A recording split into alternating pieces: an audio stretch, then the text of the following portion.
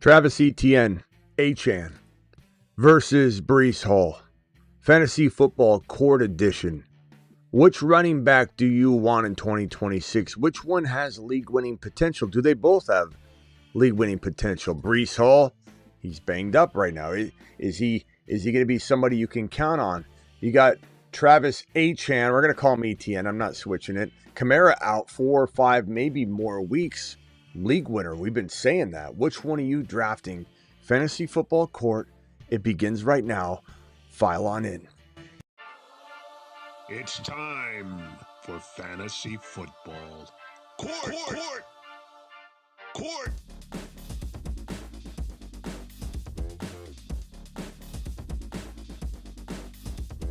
Court is insane. Live from the FantasyFootballShow.com studios. It's the Fantasy Football Show. Live! Monday through Friday, 8 p.m. Eastern. Smitty is also live whenever news breaks. So, Etienne and Breece Hall, Etienne. By the way, you're watching the Fantasy Football Court. Everybody copies this segment, by the way, in case you're wondering. And this is a fun debate because one of these players, Breece Hall, is injured right now with a groin injury. He's supposed to be okay. He's going to take a week or two off and then potentially get back on the saddle and be okay for week one. But groin injuries are tricky. I'm not so confident that this is going to be something we can just accept as a zero risk proposition. Etienne's not injured. Etienne has no running back behind him at all. This guy's got Braylon Allen, who could even come in if Hall's still kind of, dragging a little bit, and Braylon Allen could take touchdown opportunities away from him. Nobody's taken anything away from this guy. There are two crazy distinct advantages when it comes to Travis Etienne, a.k.a. Etienne, however you want to call him. The two things are this. Tyson is out probably the same amount of time, maybe more amount of time than Kamara. So Tyson's out, Kamara's out. And so this is not only improving his potential running back workload in general, but with Tyson out, he's going to get more receptions. He's going to be leaned upon. Etienne is going to win leagues from round 4. I don't know how long he stays in round 4. I can't guarantee that he'll be there even at the 3-4 turn after the news that Kamara's out 4 to 5 weeks, because people are fickle and they're like, hey, what about Kamara? What about Kamara? And then all of a sudden, now everybody wants him. Everybody's going to try and draft the hell out of this kid, Etienne. And yeah, he might climb a little bit, but I still don't think he's climbing that far, because at the end of the day, you have the 3-4 turn where it comes back around and goes this way. So at 3.12 and 4.1, and you turn around, if he's going, let's say at 4.3, 4.2, and these picks right here are often where you're getting him. I see him go at 4.4, 4.5. He's definitely climbing here. But the great news is that even if he climbs up to the 3.11, which is a lot of spots to climb, from 4.3, 4.4, 4.2, 1, 2, 3, 4, 5, 6, maybe even 3.10, maybe 7 spots. The great news is these picks that are right stacked on top of each other really doesn't matter because they're the same team picking. It really only is moving 6 spots would only be moving 3 spots, essentially, because the same player, the same person can draft him, and you can typically understand that the player you're going to take, or one player like that player, will be kicked down to the 4th round. It all works out. So Etienne essentially stays league winning almost no matter what, unless he actually rips apart from this like 6-pick territory that he could kind of linger in.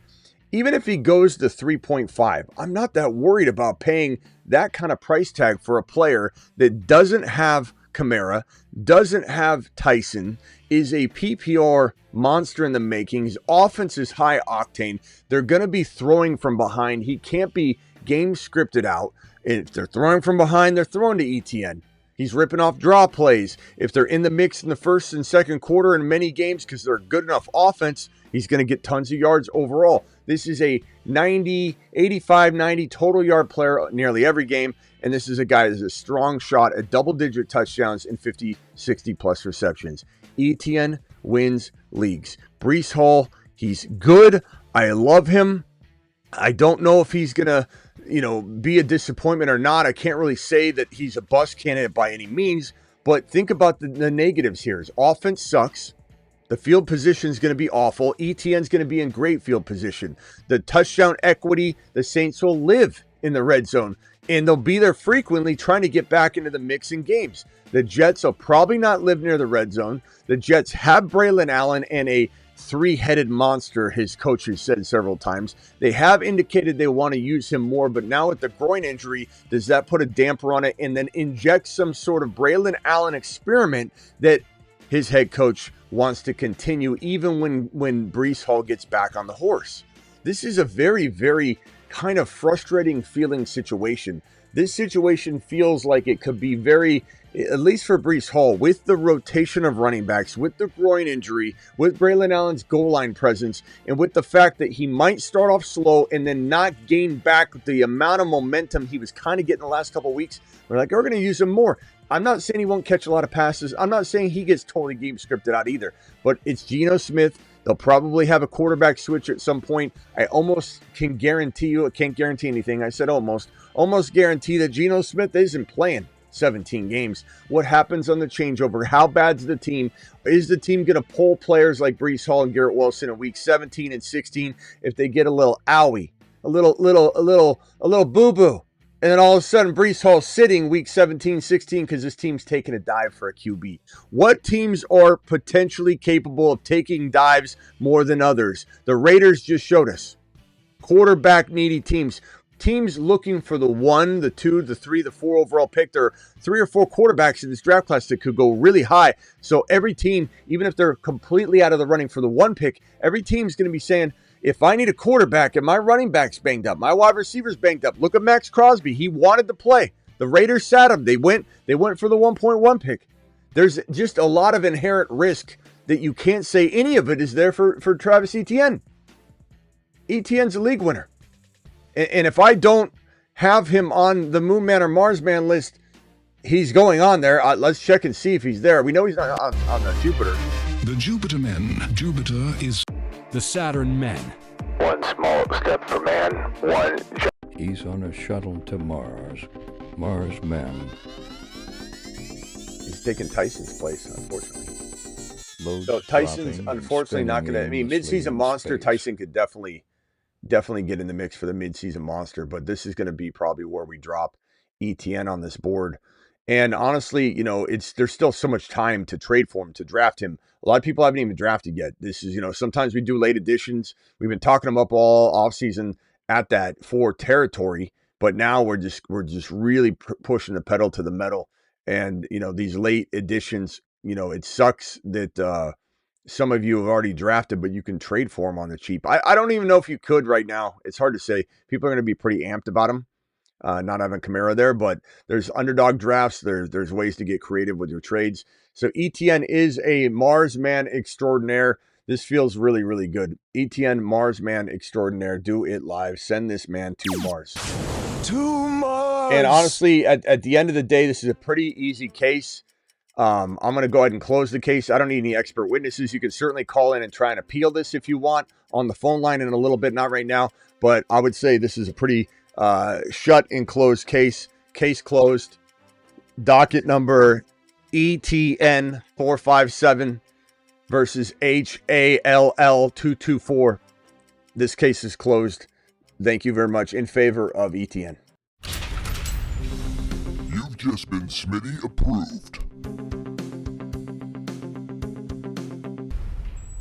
Now, I have a couple super chats. Let me go ahead and answer these bad boys. Phone lines are not open yet, guys. I'll let you know when the phone line's open each time. Some of you guys dial in the monologue, and sometimes I block you. And then you wonder, like, Smitty, I can't get in the phone line. It's like, bro, I just started the show, and you're dialing in over and over and over, and I block you. And then you wonder why you're never getting it again. I'll open the phone line. I'll tell you, and then you can dial in. But okay, I had a super chat here. This is a really good question from Audra. Audra said, you might be surprised by my answer here, but I'm in a keeper league, and I was going to keep Buka in round 3, but I'm worried about his turf toe. Don't worry about his toe. His toe is not a big concern. It's a very minor toe injury. Everyone keeps saying turf toe. They haven't even technically diagnosed it as turf toe, but people will say it is. They'll just say it, like a lot of MDs. I knew this is turf. They don't know. They don't know. Just like they didn't know Neighbors. A lot of the MDs, if not all of them, said Neighbors wasn't playing until October. So listen to me, not the MDs on Twitter. But he is not a concern for me, but he's not a steal in round 3. So my guess is that if you threw him back, you're getting him even cheaper than your keeper value, right? And that's not a knock on him at all, but his ADP is right where you're keeping him in a redraft setting. And it's not like the keeper values like Dynasty. It's a little bit more expensive potentially, but you could throw him back and just as easily draft him back even later. Whereas Tet McMillan, probably a little less so. So I probably keep Tet, and then I just look to target Buka, or if you're not feeling comfortable about it, take another player. But I'm not in general concerned about it, but this value is pretty easy to attack that way, to be honest. So it's a very, very good question. A lot of people would have it, I think, because of the amount of hype we have behind Buka. Not concerned about Buka, but that ADP, that's right where you draft him. So with the concern, you'll get him later. Thank you for the super chat. Appreciate you very much for the $20 super chat. Audra. Alert. Super chat alert.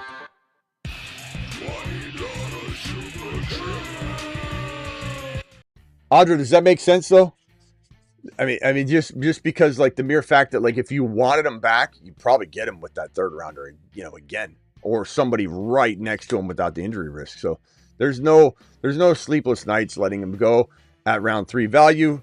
You should firmly feel confident in that decision because you'll just be able to get him back or a player like him at that territory.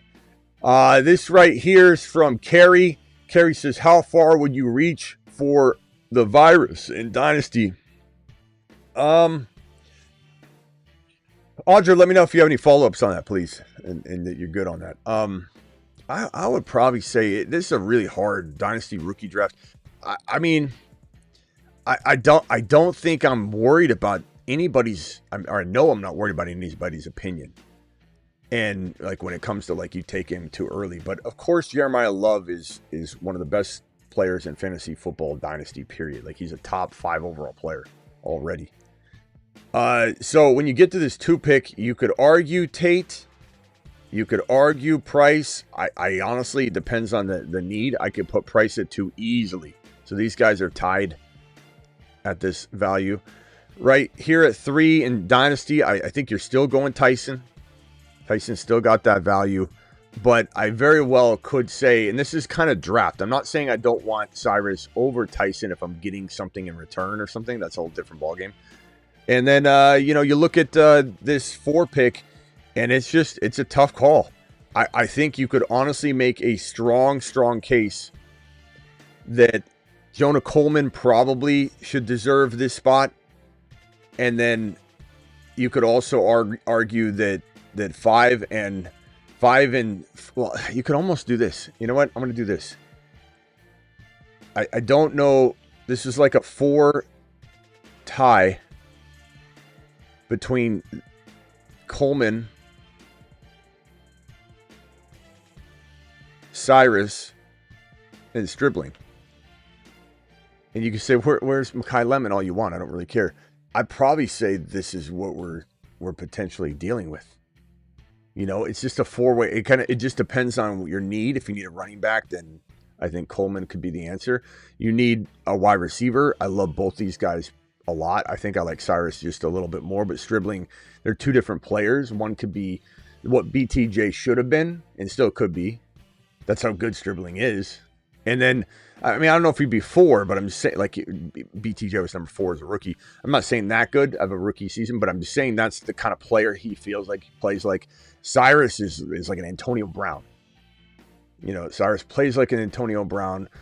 dominates like an Antonio Brown's in an Antonio Brown type environment, Big Ben would feed him over and over and over. It seems like Mahomes is going to do that.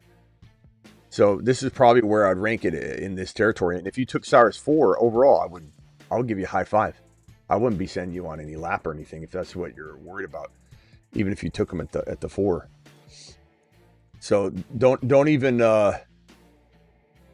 consider anybody else's advice if they're saying something like Cyrus Allen should be like in the second round in rookie drafts. Like, just run away from that person. That person doesn't know ball. How far would you reach for the... Oh, I just read that. Where's the one that I just clicked on? This was supposed to pop up here. This one. Okay, here we go. I agree with you 100%. I'm going to keep McMillan in the 5th, and hopefully the league that I'm drafting in, I can get Igbuka in the 5th or 6th. Yeah, you just get him later. The injury concern is going to be real. And honestly, like, you'll draft a better player. Not to say that Booker's not great. He's amazing, but you'll probably just get someone will fall. Someone will fall like Neighbors. You get that player, and then in the 3rd round, or where you would potentially, the pick you're getting back is a 3rd rounder, you might get a running back. You might get Etienne. You might get a running back there that you love. You might get Josh Allen. You might get a quarterback like that or whatever. So don't fret. Just grab Ted McMillan. I do think Ted, I don't know if you can trade. I do think trading Ted is definitely on my mind. I like Ted, but would I trade Ted? I would for the right price. I would trade him. Definitely. And then here's let's see, I think the super chats are covered right now. All right, well, phone lines are open for anybody that wants to talk about the Etienne situation first, okay? So if you call in, make sure it's about Etienne. You can call in after. I'll open the phone lines in a bit for other conversations. This is strictly about Etienne Breece Hall. Call into the show. Call into the show.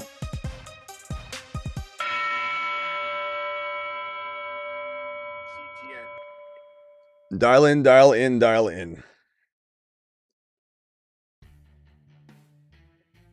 All right. We will... I think I got the phone line reset and everything, so it should be good to go. We were having problems with it earlier again, but I think resetting it did the trick. Caller, you are live. Who is this and where are you calling from? Hey, how's it going, man? My name's Rome. I'm calling from Phoenix, Arizona. What's up, my guy? What can I do for you? Not much. So I am actually in the biggest fantasy football league in the world, the Flock League. Not sure if you've heard of it, but we recently had our draft. Let's see here. Caller, you're live. Who's this?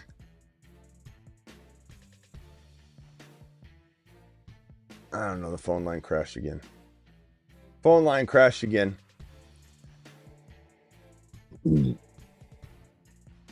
All right, dial in. This one right here.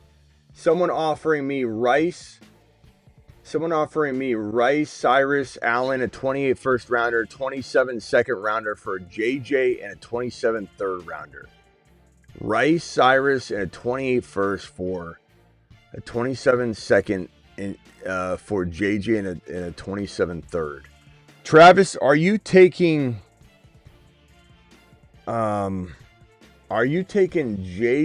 or are you taking Cyrus the Virus and Rice? And let me merge these two calls while you think about that. I'm not too worried about those second rounders, but I believe that I would take their... Man, that's a tough one because like Rice in his own right is still worth something. I just want everybody else mute. I'm just going to talk to Travis real quick. Everybody else mute, please. The Rice has still got their top of round 3 value, but man, it's a tough call to suggest like you're giving me both Rice. Take the Rice eye because you get the 28 first as well. Yeah, I don't think Cyrus and you get first. Yeah, you get like 3 cracks at it there too. Yeah, it's a tough one because I think in Dynasty JJ's got more appeal than he does right now with Kyler, but that's a year from now. He's going to have his quarterback ripped from him again. There's a really not a likely chance that JJ's going to keep his quarterback this year, that Kyler will play well enough to get re-signed and not too good to like go elsewhere. And so JJ's going to be dealing with the new quarterback situation. What will that look like? Will it be a rookie? And I just don't know. I just don't know what that's going to look like. He's not an old, like, people are overreacting to how old he is in Dynasty sometimes. But if Rice doesn't work out, that means Cyrus is going crazy. If Cyrus doesn't take over and become what I think he will, that means Rice is doing amazing. I highly doubt both of them bust. Like you said, the 20th first rounder is nice. I think I'm okay with this Cyrus and Rice in a first rounder side, especially if you can flip that first rounder into something very helpful. But I think most people are going to like JJ. Yeah, and I mean, I can't blame someone for that because, like, you know, there's a world where, you know, 6 weeks or 7 weeks from now, JJ feels like he's right back to what he used to be, worth 3 first rounders, all that. But, you know, the Rice and Cyrus side feels safer to me, you know, so I'll take maybe a slightly lower ceiling, but a way higher floor. Yeah. All right, everybody, stay on the phone line muted, please. Ron Navy, you are live, young man. Do you like JJ or Cyrus Allen and Rashee Rice and the first rounder? He didn't say mid to late or early, so we'll call it a mid. I think it's the same as what you guys are saying. I think I go to that side of things. Yeah. Rashee Rice and I think you're right. Now, not both of them are going to bust. Yeah. All right. Let me. On the other thing is it kind of threw me because I was going to call in and talk about Etienne, but yeah. Let's get back to that. That's a good point. Thank you for that. And I think the chat's going to say JJ. I think I've seen a lot of JJ. It's a lot of JJ, but I don't know. You got to risk it for the biscuit. I mean, if you believe in Cyrus Allen and you're protecting that belief with Rice, and you're also getting a first rounder, I don't know. I mean, I love JJ, and there's a real chance JJ could bounce back if Kyler and him do connect, but I don't know. I think JJ's gonna. I told you this yesterday. I think JJ's gonna. I think he's gonna have a good year this year, a bounce back year, but that doesn't have anything to do with this trade that you're talking about, though. I mean, yeah. All right, back to the Etienne and Breece Hall real quickly. Go ahead, Travis. Or go, Ron. Let's hear from Ron first. Travis Etienne or Breece Hall? Oh, Etienne. Kind of boy. I mean, I think he's in a place right now that it's not Jacksonville. They're going to utilize his skills a lot better than Jacksonville did. He's just gonna tear it up there in New Orleans. That's what I think. League winner. I think you're spot on when you're talking about Breece Hall. I love Breece Hall. We all love Breece Hall, but the situation where he's in is just bad. Yeah. And again, there's the 3-4 different red flags too. It's the offense sucks, the touchdown equity won't be there, the likelihood of Braylon Allen stealing the goal line equity if it even shows up for the team in general, right? Because if the Jets get touchdown equity at the goal line, who's going to at least get 50% of it? Braylon Allen. And then you got the fact that he's got the groin injury. You've got the fact that you've got your head coach, Aaron Glenn, saying he wants to run like a 3-headed monster one moment, then he wants to give Hall more work the next minute. You got a bad quarterback situation. This is just red. And then you got that potential. It's not a big one. You don't ever use this to like avoid a player. But when all things are equal in terms of talent and you've got all these mounting red flags, you got to consider the red flag that this team could sit Breece Hall if he had a little bit of an owie in week 16 and 17 because they want to get the number 1 overall pick to change their franchise's fate. True.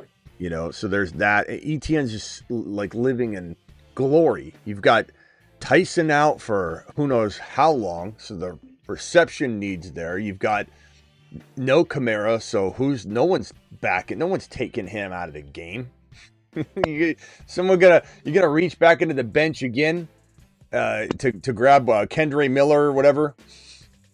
Like it's just over and over and over. Everybody trying to find something in there. That's not going to happen. There's nothing there. There's nothing there. This is the only show in town. It was Kamara, and there wasn't even that big of a threat to me. They almost cut him. So it's Etienne to the moon, for sure. But I don't even know. I don't even know where's ADP is going to go from here, though. Travis, do you think it's climbing? Do you think what I said is true? That since he is living in this, like right now, if he climbs from 4.6 and he goes anywhere here, I mean, you just grab him with one of these picks. If he climbed any higher, it's the same drafter. I think you're not. There's no way he climbs out of this corresponding spot of 3.7. And I don't think he even climbs much into the turn, but you never know. It depends. I don't know how fickle people are going to be on this. I think there's enough people still doubting the Saints because I keep seeing different things popping up like, oh, the Saints offense could be one of the offenses that ruins players this year. Same with people still saying the Cardinals and the Raiders could. And so there's still that narrative bouncing around. Now, maybe the Kamara people there are people who said, oh, Alvin Kamara is really going to take away from Etienne's ceiling, which we never believed. Maybe they start to come back around, but I think there's still a lot of people that are missing the boat that the Saints are not the Saints of old on offense. At the joint practice between the Saints and Jacksonville, the Saints look awesome. The Jaguars look like crap. Yeah. When they had their joint practice. So, I think the Saints are.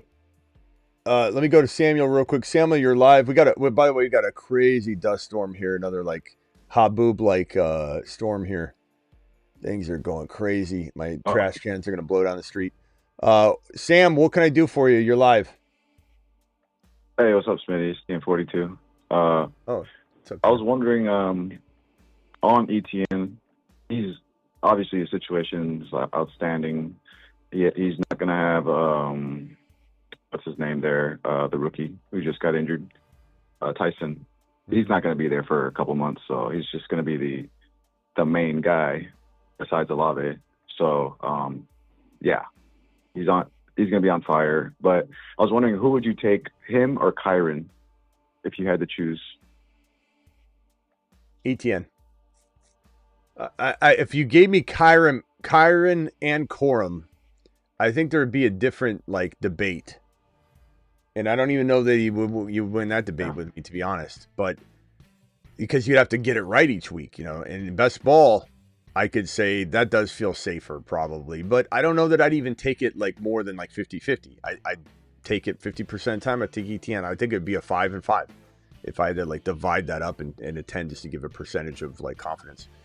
But in a non-best ball, especially when I only have Kyron only or something, it's not even close to Etienne for me because he's getting everything. Like Kyron and Corum, it sounds really cool. The defense they're going to run so much. But which one? And I love Kyron, and I'm not doubting Kyron. Kyron's not a bust. This is the same thing that Ron just said about Hall. We love Hall. We love Kyron. I love Kyron. Kyron's, he's amazing. And he could definitely, I was saying this to Travis last night, I think on the show, on the phone line, is could we see Kyron just do it another year, get 10, 11, 12 touchdowns, do it another year, get 10, 11, 12 touchdowns, and then another year gets 8. And we have 3 more years of Kyron, and people keep that. Yeah, it's certainly possible. It really is. But I don't know. I think Corum looks so good this offseason. He's training like a monster. These videos of Corum just working so hard. I know he wants, volume. And McVay already proved to us that they'll sit Kyron to rest him for the playoffs. And I don't know what makes people think there won't be some weird scenario again because they want to get Corum on the field. He's very explosive. So the Rams are smart to use both backs. I know we don't ever want to admit that, but they were very smart to use both backs. They're very smart. So they're going to be splitting more than ever, I believe, this year. And Etienne, Kamara just got removed. It'd be like if Corum got hurt tomorrow and was out 4, 5, 6 weeks, Kyron would go freaking to the top of round 3. That's what just happened to Etienne. So Etienne advantage over Kyron. It's just facts, man. Yeah, and with patterns, real quick, I know a lot of people will draw the parallels to like, oh, he kept doubting Henry, and Henry kept doing it. Well, that could happen with Kyron, but the difference is like Henry could be a top 5 or running back in each situation. Kyron's ceiling was always kind of like RB 7 to 11. He was always kind of in that range. I'm not sure he ever finished higher than that. So, hold on, my the risk is just bigger. Hammer just dropped a $50 super chat in the Rumble. My Rumble's acting up again. Hammer, you still there? Hammer just dropped an extender for the show. That puts us at, what's 50? Help me with my brain. 30, 12. So 34, 35, 36. We'll just call it 37 minutes. Hammer, thank you for dropping the 37 or the extender to 37 minutes. Let me hit that button. Oh, wrong button. You've just been Smitty My whole system is jacked up. Rumble's freezing. My phone line's acting up. It's the winds. Where the hell is this? Can't even find the sandstorm. Yeah, no, it's that. That's definitely Hammer Time message. It's Hammer Time. And then we got Simi Valley. Hammer, you still here? Thank you for the super chat. And the Simi Valley says, "What at a last minute, my buddy's home league 11 pick 12 man 2 flex took Flowers over Etienne in the 4th. Who did? Went Cook, Chase Brown, Higgins, Flowers, first 4. Oh, you did. I will take my lap. Yeah, I wouldn't have done that. I wouldn't have done that at all. Sorry, Simi.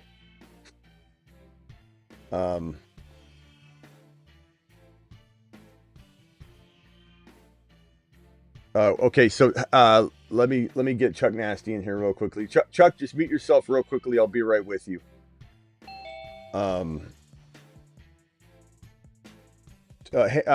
Let's see here. Who else is on the phone line? Chuck, go ahead. Chuck, what do you think of this? Etienne and Breece Hall.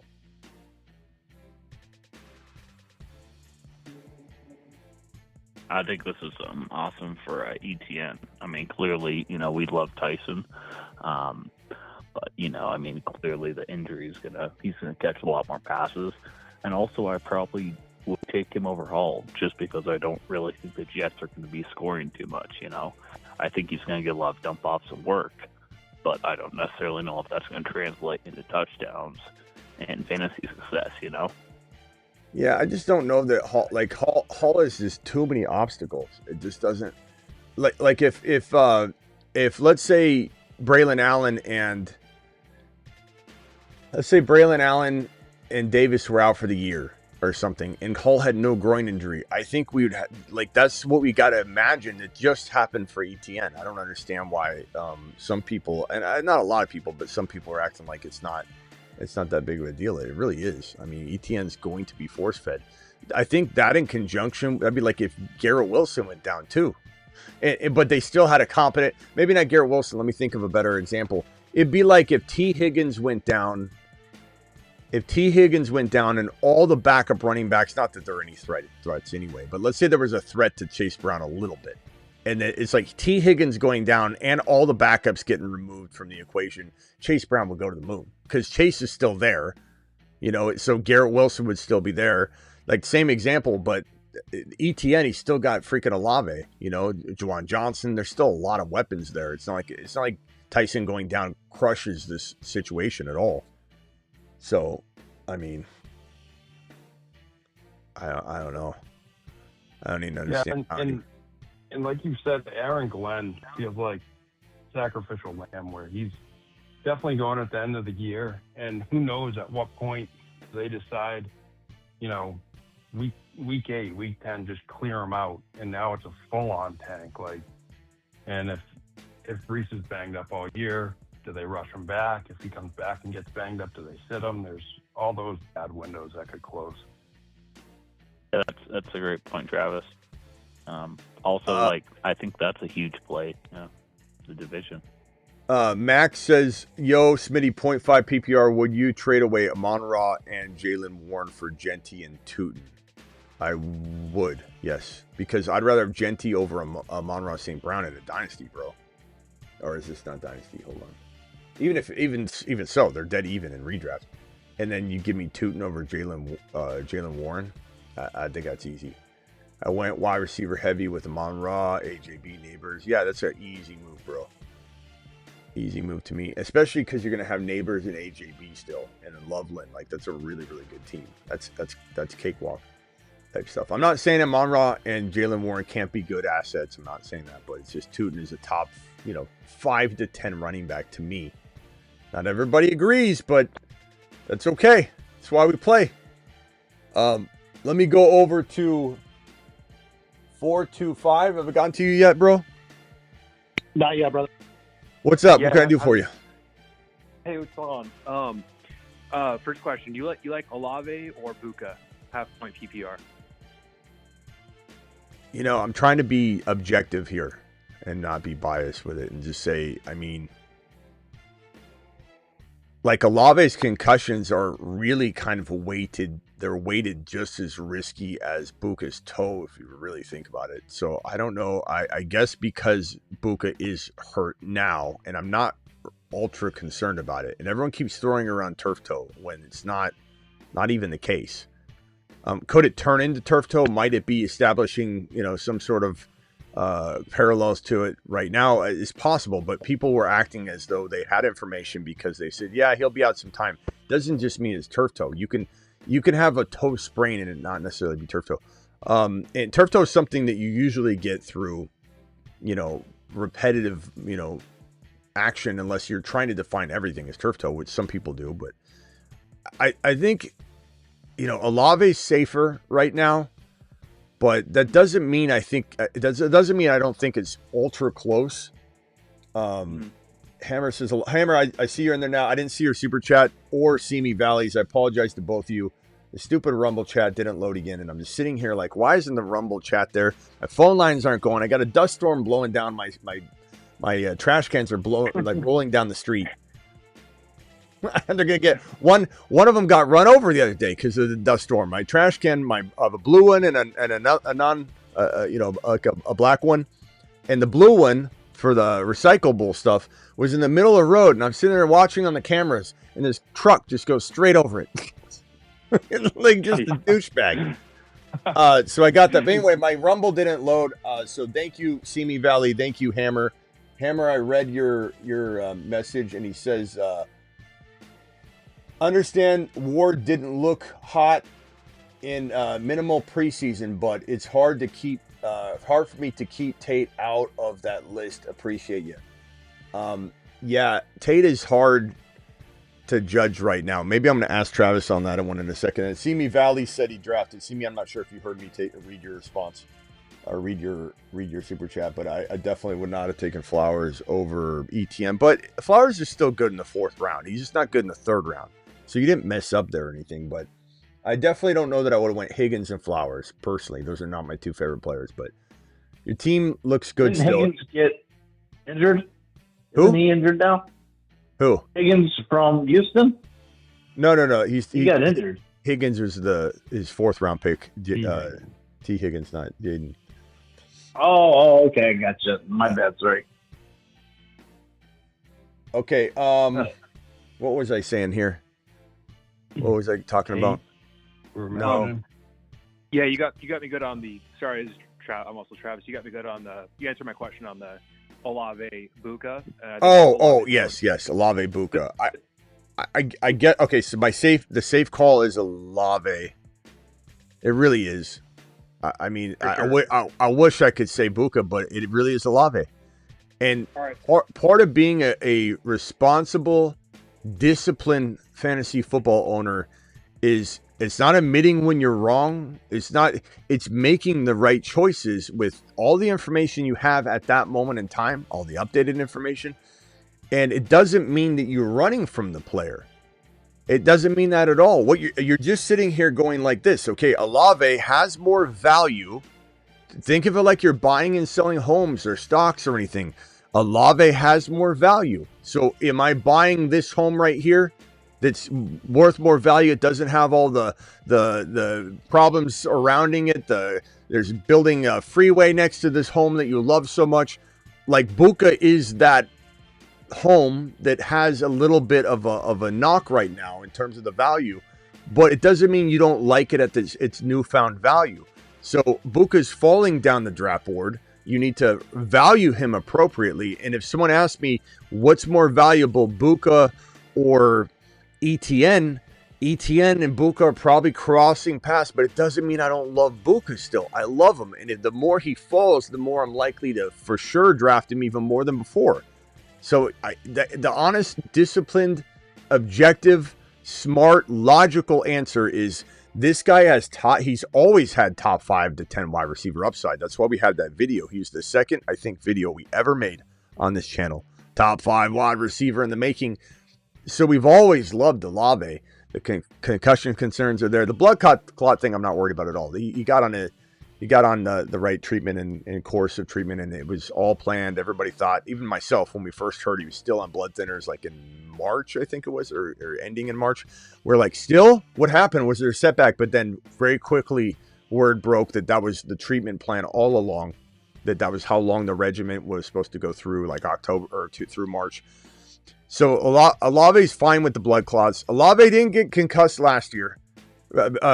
Concussions, you usually have a more likely chance of getting concussed every concussion you get.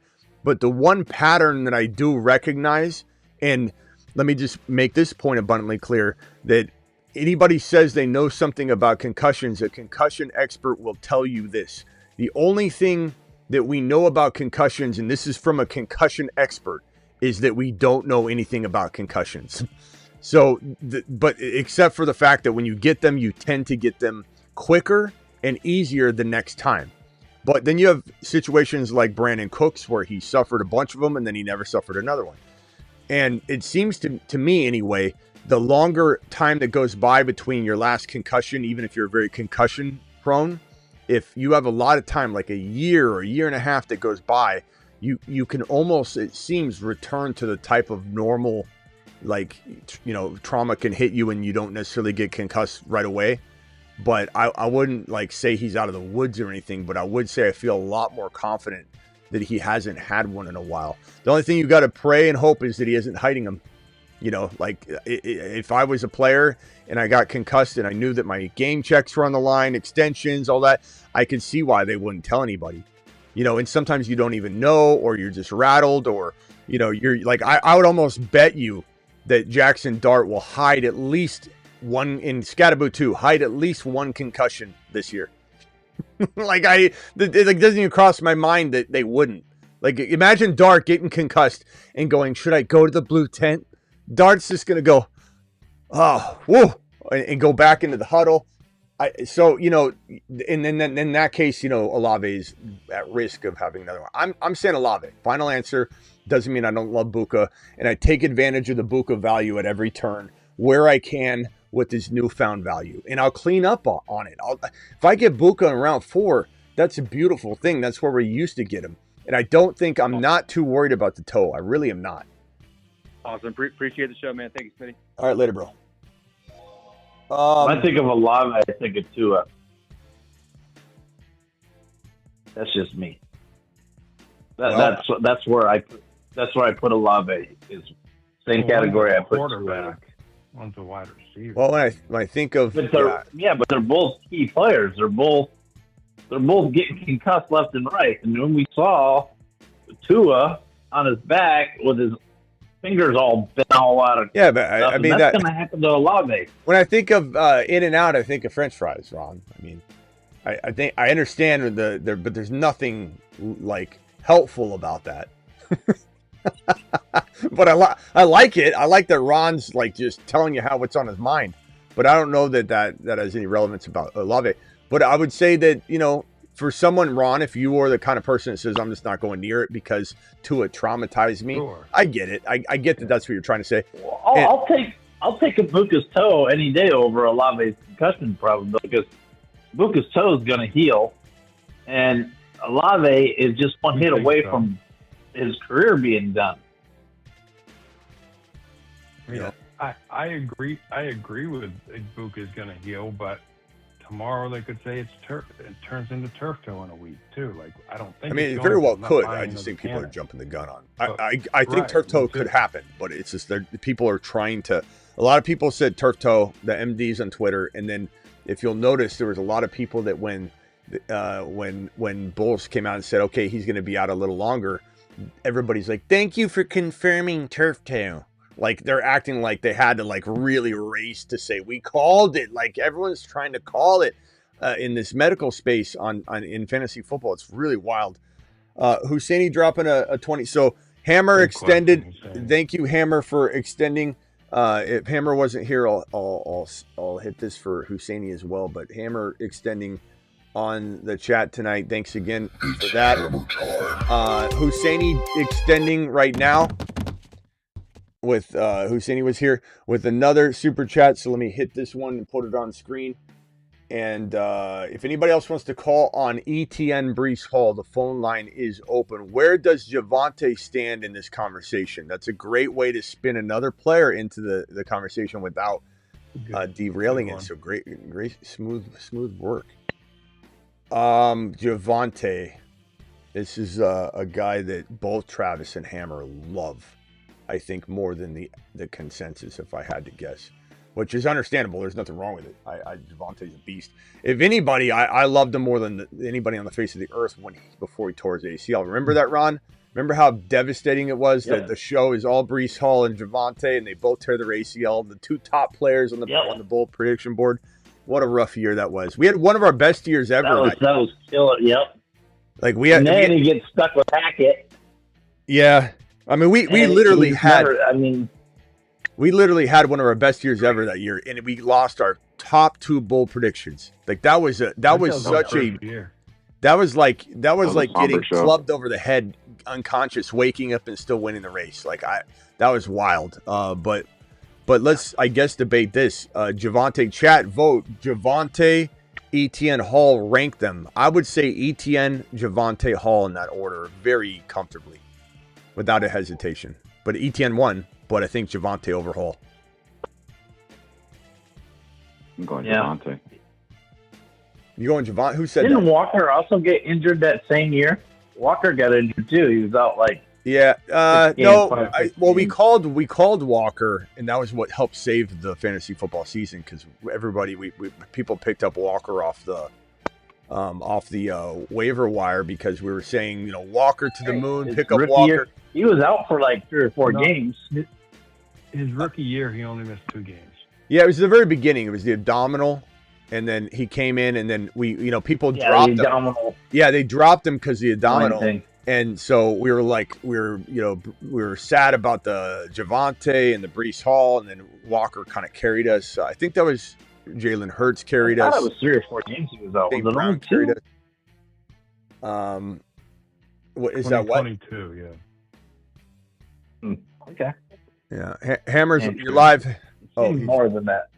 Hammer, are you on the phone? I just added you. You there? I don't know. He might have hung up. Do you take Javonte over Breece and Kyron Corum? Yes, Javonte over Breece, and then somebody yelled Javonte in the. We'll go to the Javonte person, but Kyron Corum, I'm not taking Kyron Corum over Javonte either. Well, if I had both of them in best ball, yes. I don't know.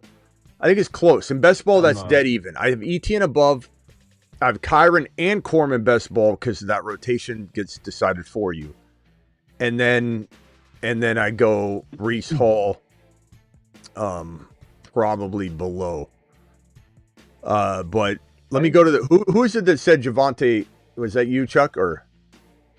Me. No, I didn't say nothing. TM42. Yeah, okay, TM. Why do you like Javonte over Etienne? It's okay, you do. I just want to know why.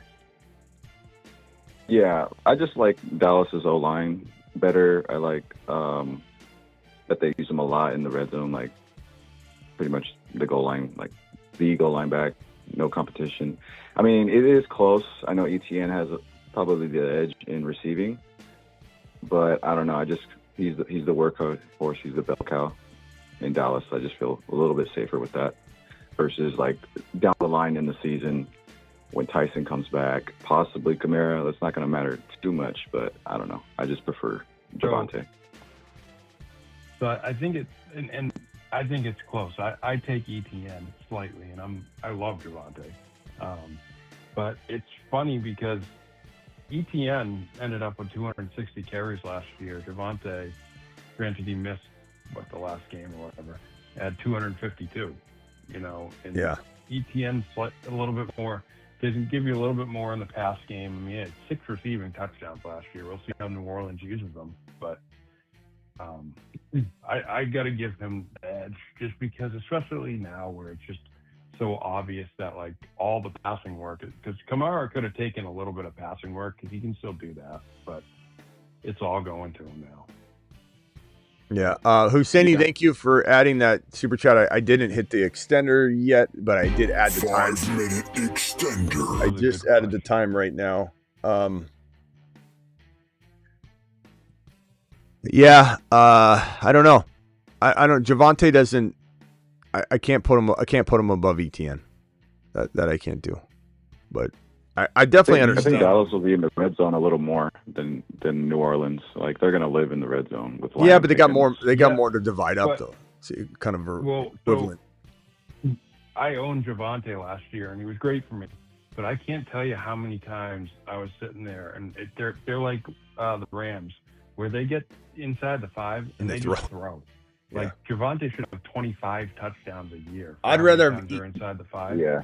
I'd rather have Etienne in a slightly lesser red zone environment, getting majority of that focus, than to have Javonte in a more plentiful touchdown equity situation, but having to divide it with Pickens and Lamb. Like that's rough. I think they're my last 2 RB1s though. Like if I'm like going like St. Brown and Bowers first 2 rounds. I think Javonte and Etienne are where I draw the line. I don't want Hall. I don't want Kyron. I don't know if Hammer had to go real quick, but he was on the line. I have a feeling he was going to say. I have a feeling he was going to say Javonte. I'm pretty sure he's going to say Javonte because you and him like Javonte the most. I think. Probably. Which Miami receiver do I like? I would say Chris Bell, and he's trending toward. I'm sure he goes on IR or PUP, but he looks like he's going to be back by like maybe week 5, 6, 7, like something in like that territory maybe. So I'd rather, but Caleb Douglas is pretty good, and someone's got to eat. So you're not wrong to like Caleb or whatever, but I'd say Chris Bell a value though. Yeah, and I would say you're probably not going to need this wide receiver regardless until later in the year. Like there's no way you're needing Caleb Douglas in week 1 or you're already done. So if you're picking a player between 2, why not just go with Chris Bell, who's going to eventually be the guy anyway? So that's probably what I'd say. Hammer, you're back on the phone line. I tried to go to you. I imagine you're going to say Javonte, but speak your mind. Javonte, Etienne, Breece Hall, rank them.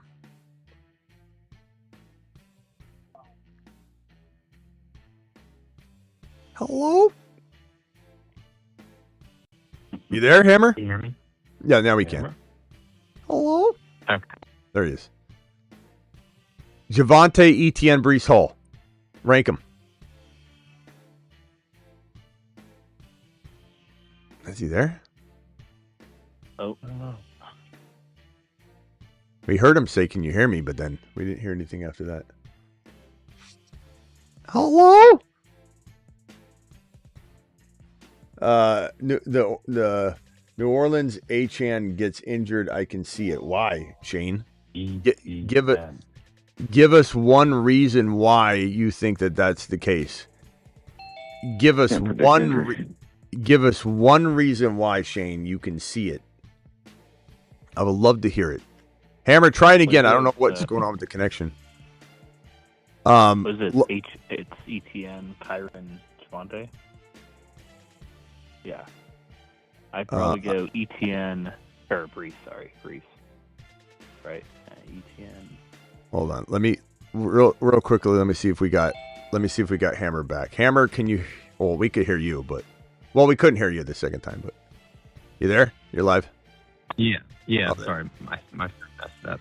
I just think Javonte on Dallas's offense, even with an improved defense, he's not really catching many balls, but he ran efficiently, and I just still trust that offense more than New Orleans. You know what? I think. Oh, go ahead. But I think either way, like, those are the only two, and I'm taking those two players pretty much over the people that are in the fourth round. You know what I think, though, that everybody should consider is that if you're in, like, underdog best ball is 0.5 PPR. And I think Javonte without the PPR work could still manage to best Etienne if he has the greatest, year that you guys think he could have.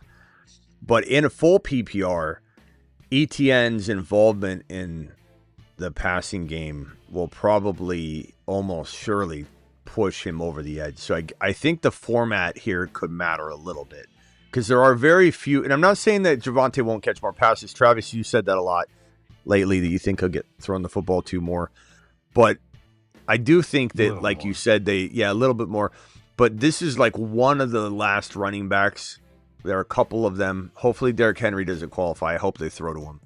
Where the full PPR and half PPR and standard do actually move the needle a little bit. So if you play in mostly PPR, I think Etienne is sneakier than Williams, even if like that touchdown equity feels great. The best example is like watching Kenneth Walker dominate, and look amazing, and Charbonnet outscored him like every time just because of that touchdown or those, whatever. I hope they throw to Kenneth Walker this year. In case he, but if Hammer, do you think they throw more to Javonte this year? I'm sorry, Travis. What did you say? No, I was just saying I think Cook and Walker are the two that get more targets. I think Javonte could get a few more, but like what, 30? Said he thinks. Like, do you guys think 35? 35 last year. He had 35 catches, but it was for only 137 yards. So I don't know. Maybe it's just the yardage goes up a little bit. Because I don't think he's at this point, more than a 35. I do think Cook could be closer to 50 catches. 5 minutes. Another extender from Hammer. The touchdown equity. I mean, Javonte just gets so many where they just end up within the 5 yard. I mean, again, he just smashes and touchdowns. Like, I'm not saying he's better than Etienne. I'm just saying I see more opportunity. Yeah, Ron. Find that stat. Ron, do you? How many times the Cowboys throw from inside the 5? Ron, did you say you like Javonte over Etienne and Breece Hall? I didn't hear what you said. No. I like Etienne over Javonte, and Breece Hall. Breece Hall. I mean, it's like when you say when you're right, you're right, and when you're wrong, you're right. Yeah. With Breece Hall, Breece Hall could do just as good as Etienne, but the risk with him is far greater than. So even if you don't take Breece, you're right. Even if he has the same type of season that Etienne has, which he could have. Okay, so does the risk deter you away from Breece Hall and go Javonte if it's just Javonte versus Breece Hall? Leave Etienne. Yeah, I'd go Etienne, Javonte, and then Breece. Okay, yeah, that's what I am too. I'm Etienne, Javonte, Breece Hall, and I don't want to be. I love Breece Hall, but how many red flags do you need? How many red flags do you need? Groin injury, Scotty. I'm coming around the phone line. Like, hang tight, my boy. How many more red flags do you need? Breece Hall's got all of them. Etienne's got no red flags. Javonte doesn't have any red flags. He just doesn't catch as many passes. But he does run so well. And he could have like 10 plus touchdowns and 1,200 yards on the ground. And like, that's the kind of numbers that can, if you give him 35 catches too, it's not bad. It's like, it's okay. That's good. It's fine. I like it. I'll go to Scotty after Travis, then Scotty. Go ahead, Travis. Yeah. So I found it throwing inside the 5 last year. Dak Prescott had 27 attempts. Matthew Stafford had 26. Drake May 24. No other quarterbacks had in the 20s for attempts inside the 5. Yeah. So they throw more than anybody. Which is another reason to not like Kyron over Etienne either. Or because you got Kyron and Corbin splitting the goal line. You what? Same with inside the 10. Matthew Stafford by far. Then Yeah. Mahomes, but that's because they didn't have a running game. Then Dak Prescott.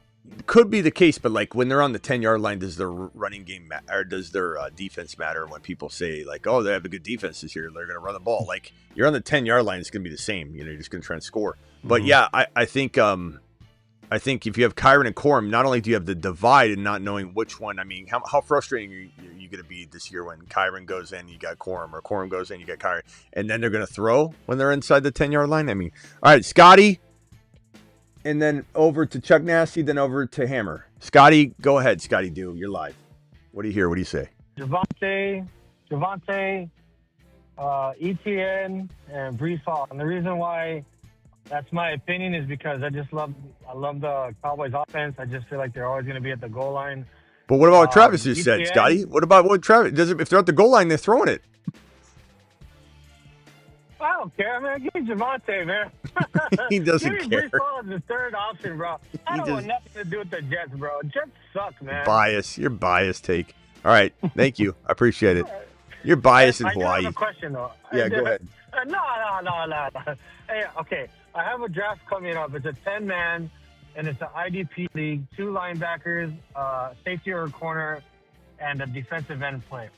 So it's single quarterback, but there's 3 flex positions, and it's a tight end premium. So the scoring's kind of wacky. So my question is, do I just fill up my roster, my bench, and then go after all the defensive players at the end?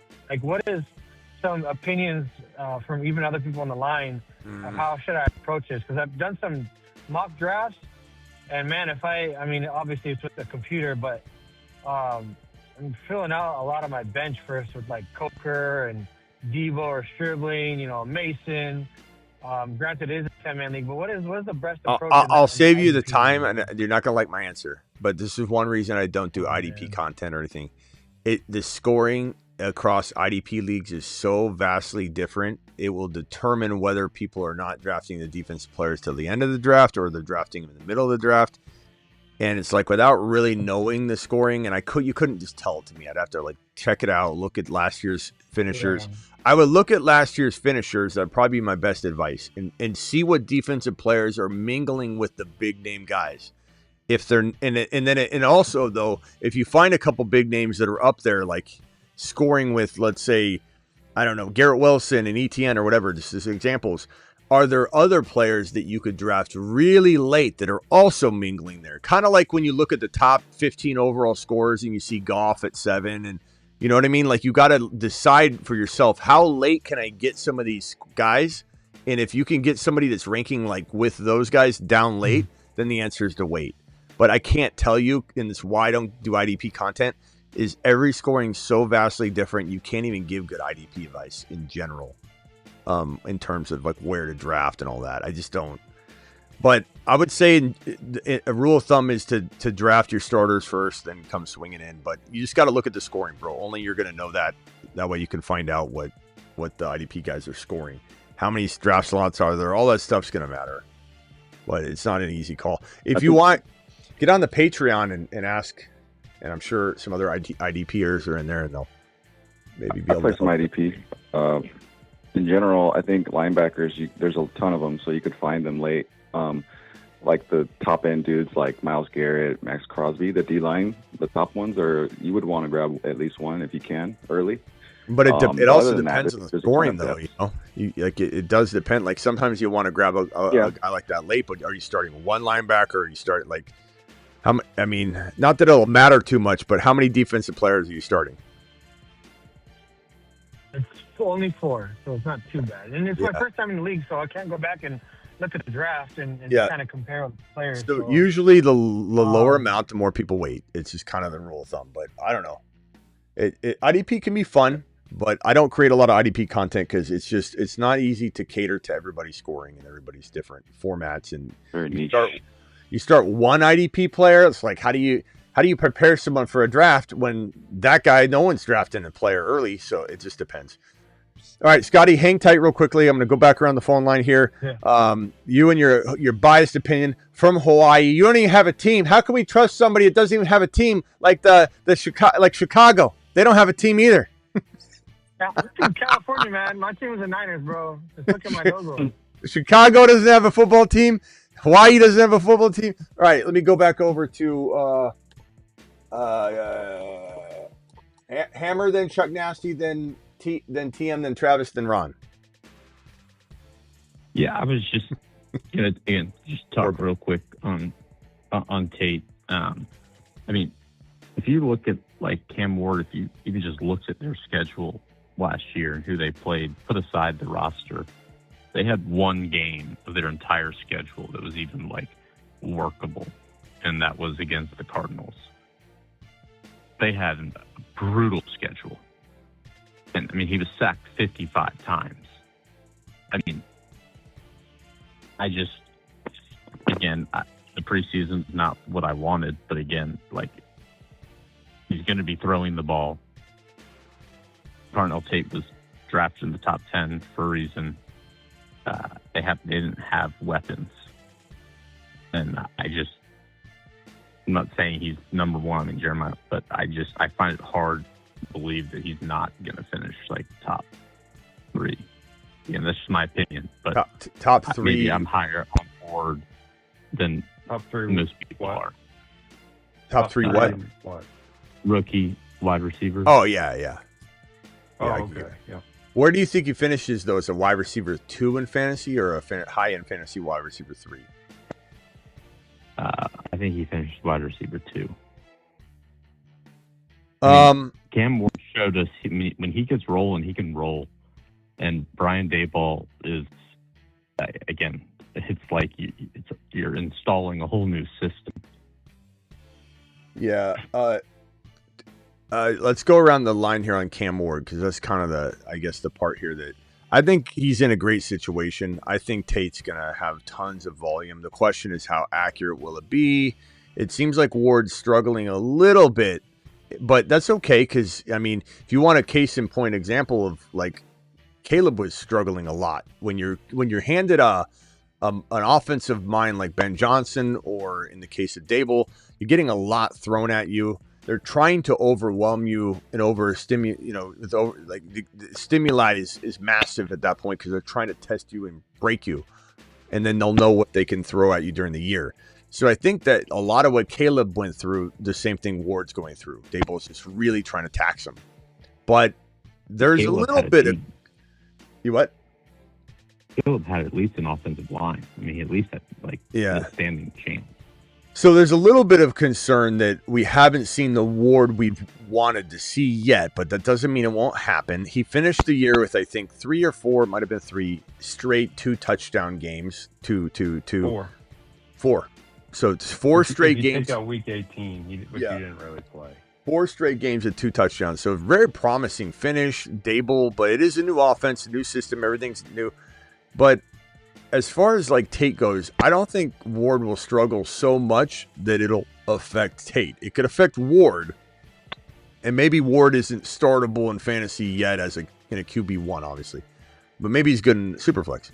But I don't think that he's still going to have to build upon the season. It's going to affect Tate. I think Tate will be a high-end wide receiver 3 pretty easily. And it could be one of those rookie seasons where the touchdowns are low, like 4 or 5, but he has like 1,000 yards. He has, a nice amount of receptions. He catches everything in his vicinity. This is like Chris Carter 2.0. He really is a gem. And I think we got one bad, we might get this remedied in the next game, right? I don't know how much they're going to play Tate and Ward, if you guys have heard, but one game where Tate doesn't do anything, and everyone's like, "Oh my God, he's not going to catch any passes." So I think everyone's just kind of worried. Yeah, but I don't think it's warranted at all. I think I agree with you. High-end wide receiver 3, I think he can definitely be a wide receiver 2. My 2 concerns is that if it is a slow start, just because while he's leaps and bounds or going to be leaps and bounds better than a Wan'Dale. Could Wan'Dale get some of the bigger looks early on, more targets early on, because he's an established wide receiver, and they're trying to get Cam Ward to move along. But the bigger concern for me is the offensive line. Can they remedy that? It should be better with the better talent, better defense, so they're on the field less and all that. But, maybe it's a slower start where, like, second half of the year, Tate just explodes. It could be a little ramp up or something. Well, Ward has a pretty nice schedule overall. It's top 6 in the league on the season. Yeah, and he has a tough week 1 matchup though. So get ready for like a quick judgment by everybody if Buffalo ends up. No, Buffalo, and so, or no, I'm sorry, week 2. Not the Buffalo. I'm sorry. Philly, week 2, Philly. Sorry. So week 2, he could have a tough, and maybe Philly doesn't even bring the same heat this year. Who knows? We'll have to kind of play that by ear. Sorry, week 2. So, but he has a really nice schedule. He's number 6, and I think I saw C.J. Stroud, and it just triggered me to say Buffalo.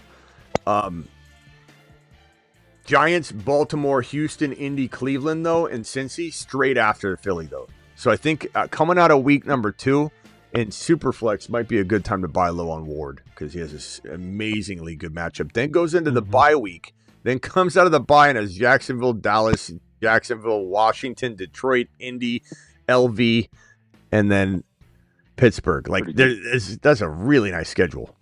He should be good. That might have sold me. That might have sold me. Yeah, I think last year's weapons were super poor. You just look at his schedule from last year. It actually might be the worst I've ever seen. Like, I don't think you could make a worse schedule for a quarterback. Maybe for Mendoza this year, unfortunately, but we'll see. Yeah, this year's good though. This year he should have a good season, I think, in general. Who was trying to talk in the background? What did you want to say? I was going to say that. No, Scotty, you weren't even talking. Like someone was trying to say something. You're like, oh, this was my cue. Hold on, Scotty, I'll come to you 1 second. There's someone trying to say something in the background. I think it was Chuck. Was it Chuck? Scotty. I think it was me, TM42. Okay, go ahead, TM, and then I'll go to Scotty. Yeah, I was just agreeing. Ward had like horrible weapons, horrible offensive line. Like everything was bad for him last year. He gets Dable now, so that's a plus. He gets Wandell, he gets Tate, and so the supporting cast is a lot better. The only question mark is Salah. I don't really know if I like him as much as a head coach, but other than that, the schedule looks nice. Everything is looking up, so he'll probably take a step further this season. I'm saying. I think Salah with Dayball is going to be a lot different because he's not going to have to even think about the offense. He can just compartmentalize to the defensive side and locker room. I think that's going to help. Yeah, hope so. Yes, sir.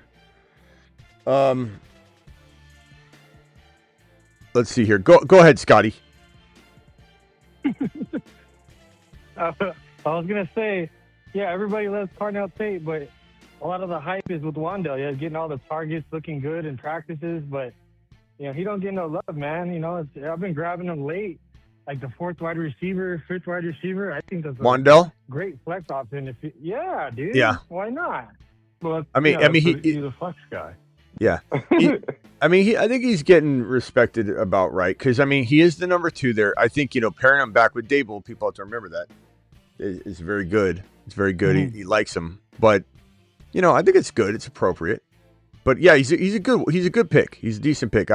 I'd say I'm not taking him as my wide receiver 3, but I'm taking him as a guy that can rotate into that, especially in best ball. I'm gonna jump into this Hound Dog 2 real quick. So I hate to do this without you guys, but I have to show process sometimes, and if I just announce that I'm doing it, it's nothing but snipage, and I can't even draft in a proper team.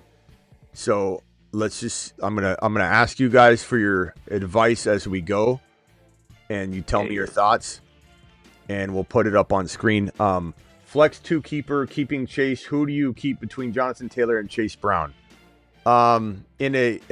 I love Chase Brown, but like JT's going in round 1. Like if there's some sort of keeper value to Chase Brown that could linger into the next year, I think that would be a different story. But if it's just like you're keeping him in general, I think you've got to keep JT, and you can draft Chase Brown back easier. My Garrett Wilson, Tyler Warren, Stribling late 27 first for Mendoza, Jonah Coleman, Jamo, Waddle, Pitts, Chigakonkwo, Stowers. I'm not trading. I don't know. What do you guys think on that? I'm not trading Garrett Wilson and Tyler Warren. I'm not doing that. No, I'm not. Jamar Chase, pretty easy call here, boys. Picking at the 3. Maybe I kind of want to ask, going back to Etienne. I keep seeing to go back, not back to back, but within a couple picks on different platforms. Etienne versus Swift, maybe as a player battle here. No, I mean, I not for me. No, I understand somebody, Monunga out. They think he's, going to be amazing, and same situation. The down running back's going to open up opportunity. Could Swift outscore Etienne? It's certainly possible, but I'm not drafting Swift over Etienne. I get it. I'm just not doing it. No, I just see him go. You can argue it if you want. Around the same area. Yeah. If you want to argue, you can. And I'll let you. But no, definitely wouldn't do that trade navigation. It's a lot of pieces, but I don't know. All right, boy. Real quick, hold on. Boys, start. You start with a super flex. Oh no, let me pull it back up. And it is tight end premium as well. Yeah, I saw that. That's why Pitts was on the other side. So Warren's better than Pitts, obviously, but Pitts is still good. Okay, yeah, let's give this more attention here. Superflex tight end premium contending QB3.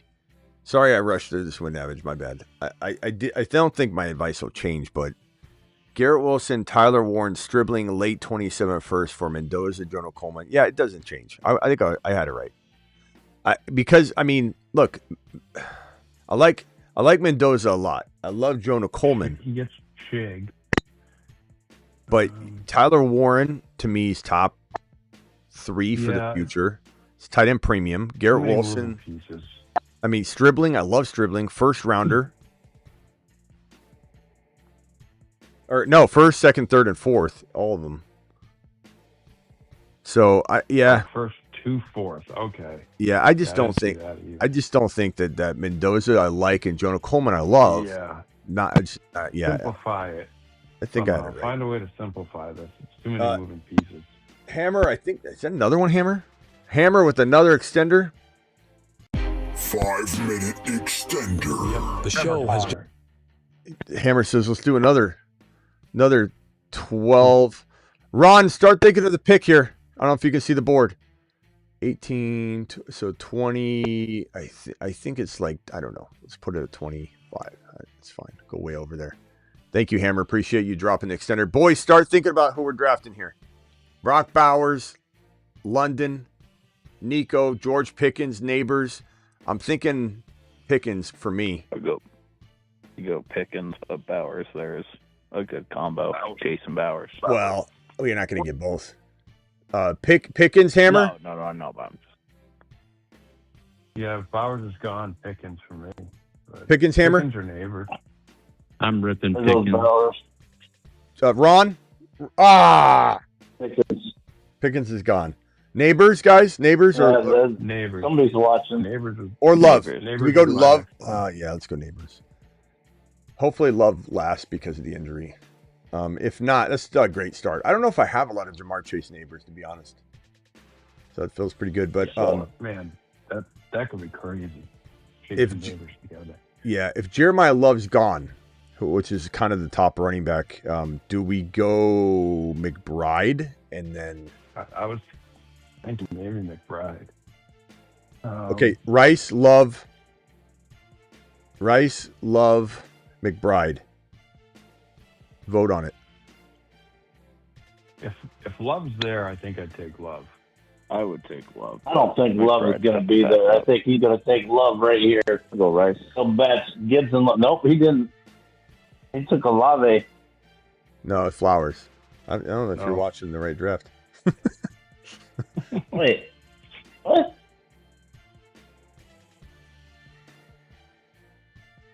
Yeah. The guy at the but the flower. I'm sorry. When the Flowers pick, it sounded like okay. Yeah, I got Flowers just showed up for me. Okay, I thought you were saying it just happened. Good pick. There you go. I think Love would fall. I'm delayed. You got to remember, I'm delayed from so I'm just seeing things late.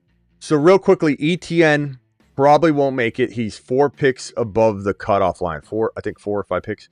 So below the line, well, Colston Loveland's there. So I like the Colston Loveland pick, honestly. Colston Loveland's right above Tootin, Evans, Devontae Adams, DJ Moore, or Bucky. Bucky's a little early. Mike Evans. DJ Moore. Okay, one DJ Moore vote. I may overrule it, but I'm trying to get you guys' take. kind of like Adams. Adams chasing neighbors. Did you say Devontae? That's balanced. Yeah, he wants Devontae Adams. Travis said Devontae Adams. I'll say Devontae. I hope Tootin If falls. Loveland is there, though. If Loveland's there, though, that's a debate. Yeah, who likes Loveland there? I think I I'd love go him at the Love fourth balance round. if he's Great. there. Hammer Loveland? Loveland or Adams? I like Loveland personally, but He's got Travis? receivers later. You said Yeah, if Loveland's there, I would take Loveland over Adams. But Ron, Loveland, Adams, or Tootin, or Evans, or McLaurin, I guess. I don't want McLaurin. Loveland who? Loveland, McLaurin. Adams, or Tootin. And I think we could get Tootin on the flip around, but if we get Loveland, amazing. Loveland, you mean for Chicago? Yeah, the tight Tight end. end? Yeah, I don't know how many drafts you've been doing lately, but he's been climbing big time. Yeah. Yeah, but I don't know. I just don't trust Caleb. So he'd be out for me. So I'd go with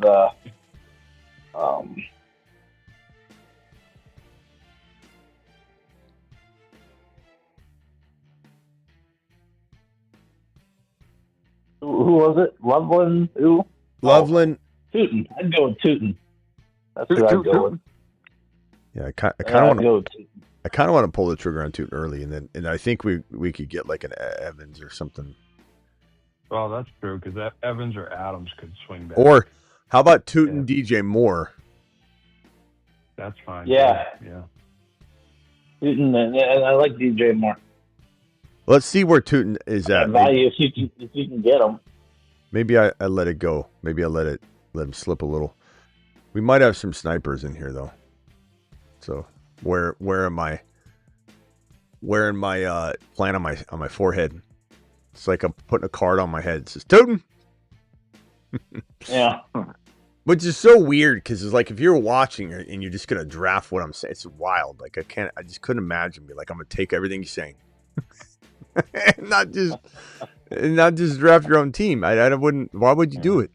All right, Swift. Okay, so Colston Loveland's there, and Tootin might fall. Loveland, go Loveland. I would go Loveland. I like Tootin, DJ Moore. Let's hope Tootin falls. I don't know if he will because these guys have 2 straight wide receivers, but he's on the line, so we just got to hope that this guy doesn't take Judkins or something or be. Yeah, we got Hendy. Oh, Judkins, perfect. And this guy take something else. You don't Monty need and Judd. Tootin doesn't even like Monty. They don't get along. Flowers and Monty? You don't want them on the same team. You don't need 3 running backs. Why would you do that? Don't do it. It's not a smart move. He's got a timeout. Yes, Tootin fell. Nice. So Chase, Neighbors, Loveland, Tootin. I like it. That's good. Nice. I like that. It's a really good team. Well balanced. Really good. And, Golf with a $20 super chat, extending the show on top of Hammer's extension. Thank you again, Hammer, for that one that you did drop. And then Golf, appreciate you. It puts us at, I don't know, I'm just going to calculate over instead of calculating exactly. 24 minutes. Thank you very much. DJ Moore, nice pick. Nice pick there. Golf to the moon. Chad says Dynasty, MHJ Tootin or Tet and Brooks. MHJ Tootin for me.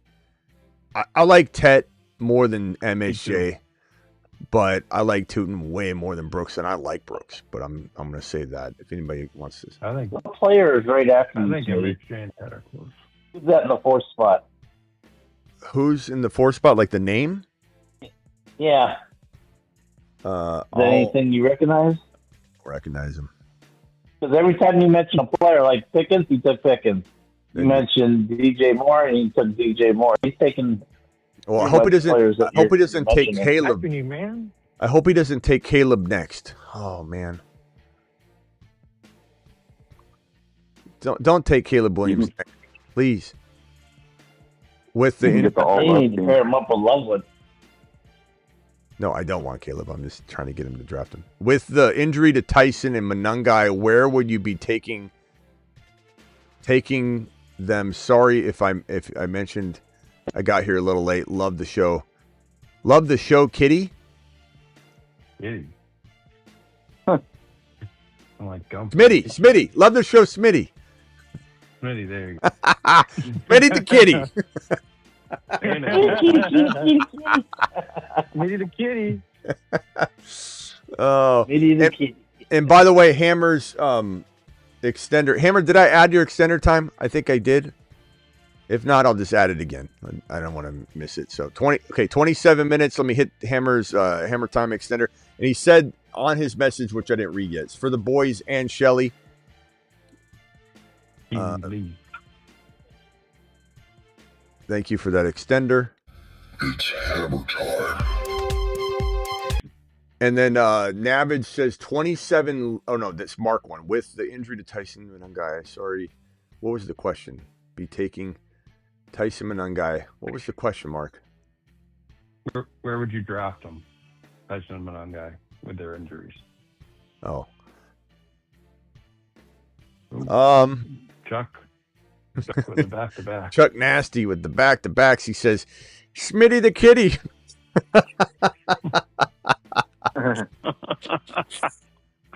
Smitty the kitty. 5-minute extender. Miss Smitty's gonna be like, what is going on in there? See me banging on the door in a second. What are you doing in there? Mute yourself, I'll be right with you. What are you doing in there? Why do I keep hearing you say these weird phrases? Mark, I would say in redraft, man, what do you guys think? Double-digit rounds for Tyson and Manungai, but like where? I don't know. You know, that's a tough thing to like. Yeah, I mean, yeah, don't reach. I don't really know yet, to be honest. Let's see where they go in this draft, and then we'll kind of get a good feel. Guys, I'm on the clock here. I'll wait till your pick, yeah. Yeah, I'm on the clock. DK Metcalf, Brooks. I like Brooks here. I know Hammer doesn't like Brooks, but I like Brooks here a lot. DK Metcalf. Brooks will probably fall. If we go DK, we could get DK. Yeah, Brooks will fall. Hammer, you love DK, right? Oh, yeah. I think he's one of the biggest steals. So DK, and I think we'll get Brooks unless these guys are kind of snipe, but Brooks should fall. He's literally like 4 picks below the cutoff line here, so we should probably get. Oh, geez, he's listening. He was like 4 or 5 picks below the. That's right. Smitty,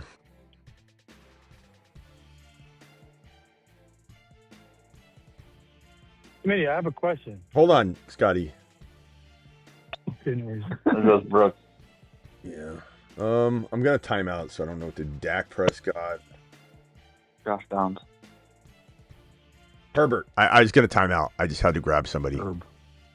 I like Herb. Did you pick? Herbert. I had to just grab somebody. Because I would have taken Dak, but I like them both. Dak's he's really underrated, and he puts up great numbers. I mean, his biggest thing is playoffs. He is, but Herbert like, rushes for more yards. aren't you curious what Herbert's finally going to look like? Because, I mean, we always make excuses for him. I get it. But, like, McDaniel has never – he did all he did with Tua. Like, what's he going to do with Herb? Herb's going to go crazy. Hopefully the line stays healthy because their center's already hurt. So hopefully their two tackles stay healthy. That was Could be a top that five. was ages.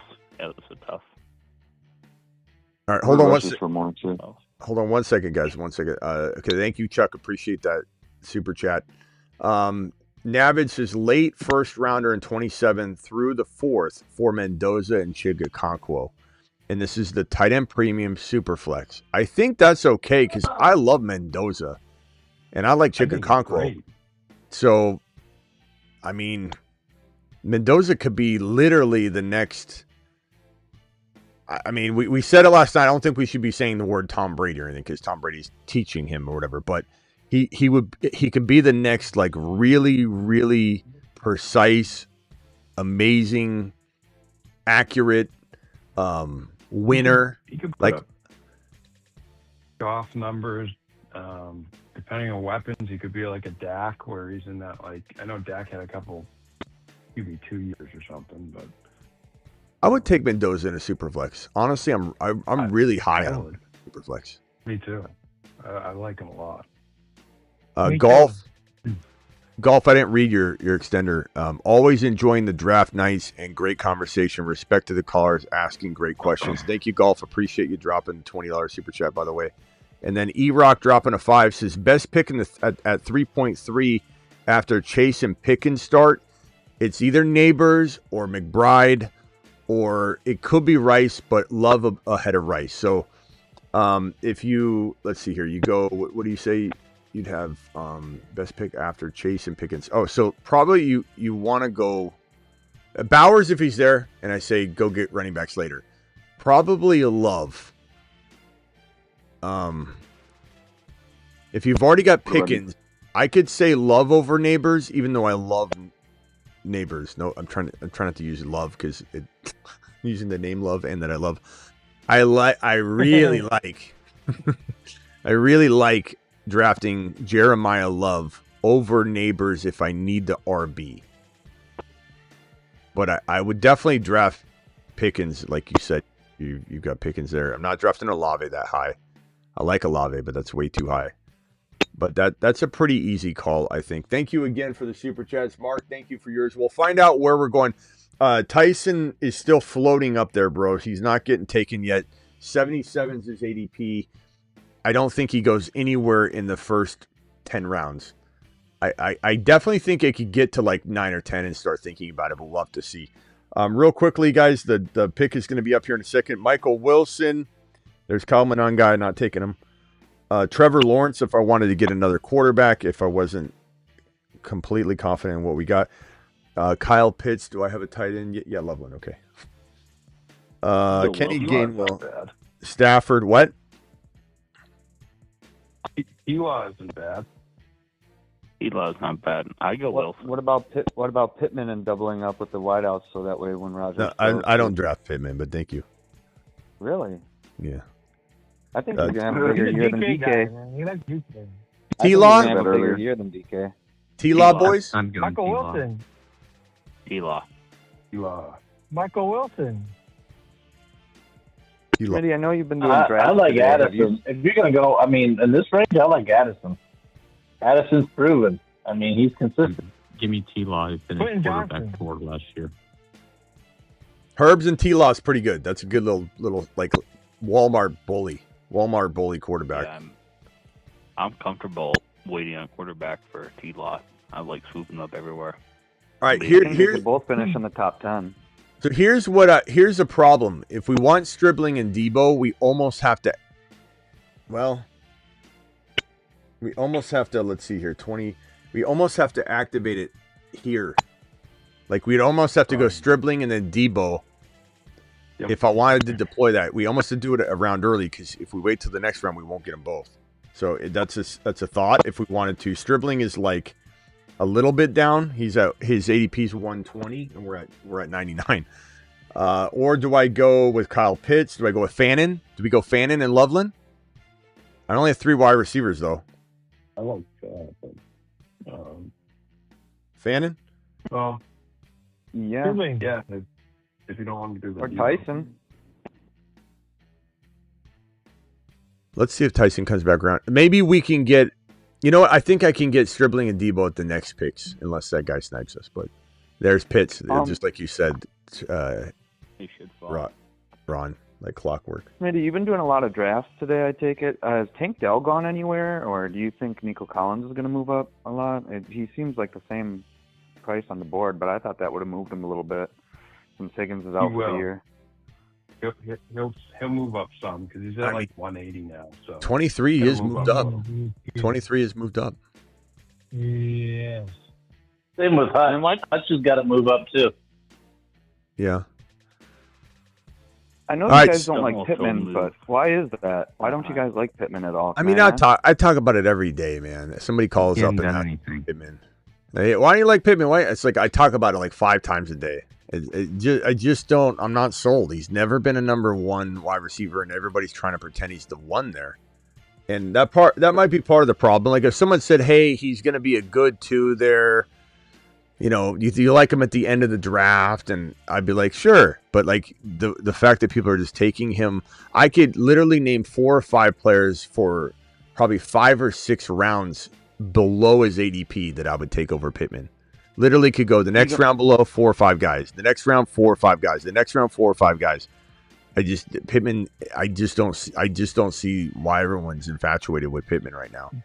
I think because he's a better route runner than DK. Hangover from when everybody was taking him in the first round. Yeah, partly from years ago. Partly, and I screamed from the rooftops, "Why are you taking him at the 2-3 turn? This guy's not a number 1 wide receiver. He's okay. But I would I rather have Debo and Stribling and Cyrus Allen and Jonah Coleman and all these other quarterbacks and Fannin I just took. There's just no reason he should be right here. If he was a lot lower, I'd be okay with it. Definitely injury too. I would take Coleman over him every day. Yeah. I think he's a better route runner than DK, though, and I think Rodgers is going to dink and dunk all over the field with Pittman this year. That's what I feel like. Brian. I was going to say dink and dunk. Brian. What? No, I was just going Because to say, you're a better route runner, that doesn't translate. Yeah. I don't. Yeah, I just don't.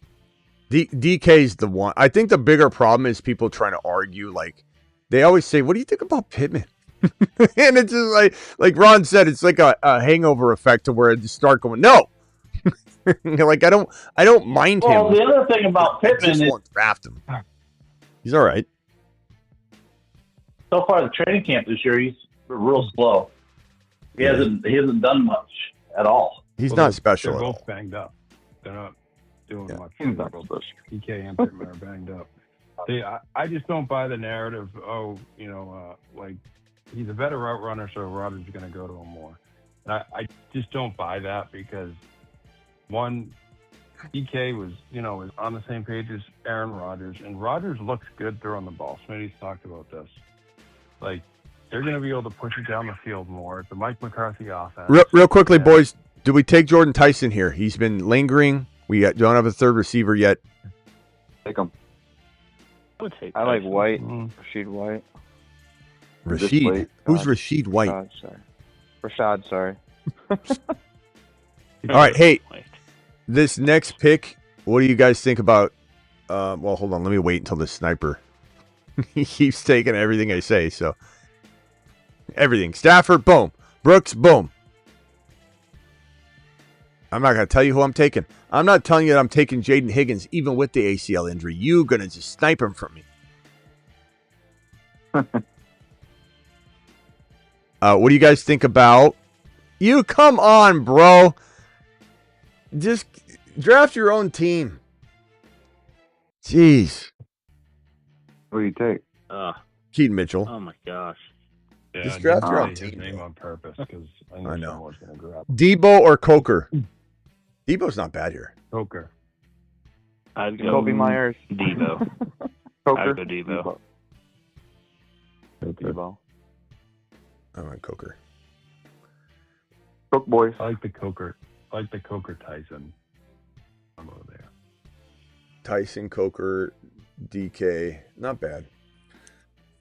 Not bad. All right, hold on. Let me read this. 12-man, Allen, Cook, Tootin, CD, Ladd, Kelsey, Tate, Gainwell, Warren, Cyrus, Stribling, Chigakonkwo, Shakir, Fairbairn. Drafted from the 11, the worst spot, to be honest. I hate the 11 and 12. It's awful. I even hate worse when someone goes, "You bad." I don't like it. I don't like it. Like Junior Soprano said. Where's my I don't like it? I have it here somewhere. I didn't like it. Let me see if I can find that one. I haven't played that in forever. I don't like it. Where's it at? Jeez, hold on, let me find it. Is it here? I don't even know what player that's tied to. No. I don't think it's tied to a player at all. But I don't know that I have it anymore. That's a bummer. No. Tootin, Cook, CD, Ladd, Tate. I'm not pausing because I don't like the team. I guess I feel like it's almost like missing one player or something. It's not that, like, so you took Cook in one, took CD in one, you took Cook in two. That's great. Like, those are 2 first rounders. Allen in 3, Ladd in 4 is even good value. I mean, it's a good team. It's not bad. I just, for some reason, I feel like it almost hit a wall there, but I like it. I think you reached on Cyrus and Stribling really early is probably what happened. Because it just seems like it went off like a cliff for a second and then got back on track, but it's like you've reached on those guys really high, I think, and you got a little panic and FOMO. And you're like, I don't want to. Someone might be watching. I gotta take him. Trade Chase Brown for Jeremiah Love and Debo. In a redraft, no, but in a dynasty, yes. So it depends on the format. But in a redraft, no. Chase Brown's like first round worthy, and Debo's not anything crazy. Could we revisit the wide receiver like we did with the running back? Appreciate it. Hammer dropping a $20 or $50 super chat. Let me hit this and have you explain what you mean, Hammer. Hold on 1 second. 5-minute extender. The show has just been extended. So this will put us at 25, 27, 28. I don't 20. I'll round up 28. What do you mean, Hammer? You know how we, like, I think it was 3 or 4 nights ago, we all like kind of came up with like 10, and then like we omitted players to 5, and then we ranked them 1 through 5. Yes. I have like a list of 10 or 8 names, but again, not everyone agree. But when we did it with pass catching backs, was that what we Come on, guys. Yeah. This guy grabs Coleman right before a pick. Like, you draft your own players. I don't like it.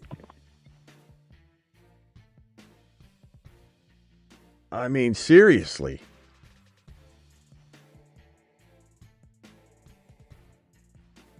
Okay. What are we doing? What are we doing? Top 5 wide receivers? Is that what we're doing? What did we do last year? I like the way you did it with the receivers. I mean, We with the did, running backs, pass and then catching we back. kind of had to like omit one. I mean, we don't have to do the whole. I'm just curious, the receiver. So what are we doing though? What's the criteria? You want to do receivers or running backs? Which one? I want to do receivers. Okay, and then you want to do top 5, or do you want to do redraft, not dynasty? Okay. Where you think they're going to finish? And Are we throwing out? Well, maybe we can't. But I was going to say, is there like a consensus top 3 that we? Because like, or do we just want to rank them from 1? Well, how did we do it the other night? Did we do it was, top 5, or it did was we pass grab catching like backs? It was top 5 pass catching backs. Oh yes. So we need like a topic to grab the receiver. So like Yeah, because I have like I have like 9 receivers that I think are for me in, but from there, I guess you can like Just based overall on everyone scoring, who's on you the mean? phone line. So why don't we do this? Hammer, throw out a wide receiver, and then I'll grab 4 others around that player's range, and then let's rank those players or something. Or we could sounds fun. Or we could do top 5 or 6 or whatever you want to do. But if you want, or you know, if I have a suggestion, if he just wants to, if Hammer wants to give his rank, we can, you know, say what we would do differently or whatever, rank around it. do you want it to be I'm top sure he's 7, gonna have something different. Hammer? Do you want it to be top 7, or do you want to just throw out some names and then we rank those names? Yeah, just I guess maybe like rank the names. I'll say my list. And Okay. Again, Okay, go ahead. No one's going to agree with it, but Hit me with it. I have Jamar Chase, St. Brown, JSN, CD Lamb, AJ Brown, George Pickens, Rashi Rice, and Malik Neighbors. Okay. So let's narrow this down to. I didn't put Puka in there. Yeah. All right. So let's narrow this down to just the 8. And so what we'll do is we'll all agree to remove some from Hammer's list, or add to it, and then come up with a consensus top 8. So number 1 overall, Jamar Chase. I'm going to go around the phone line. Everybody stay quiet if you can, unless I call upon you. That way we can keep order here. Travis, number 1, Chase. Chase, yes. TM42, number 1, who? Chase. Ron Navy, who's the number 1 wide receiver this year? Chase. I'm going to say Chase. Chuck Nasty? Chase. Scotty Do? Chase. And who's the 262 caller? Eric. You're live. Oh, Eric. Sorry, Eric. Your favorite, dude. You're Eric, Chase? I would go Chase. Okay. Yeah, Chase. Good boy. Good job. We're proud of you. Thanks. Eric's getting them right tonight. Eric was getting everything wrong the other night. What it was. Oh man, this draft has kind of gotten off course here. I'll read you guys what I have at the end, but it definitely. I'll draft Tank Dell at the end. I might.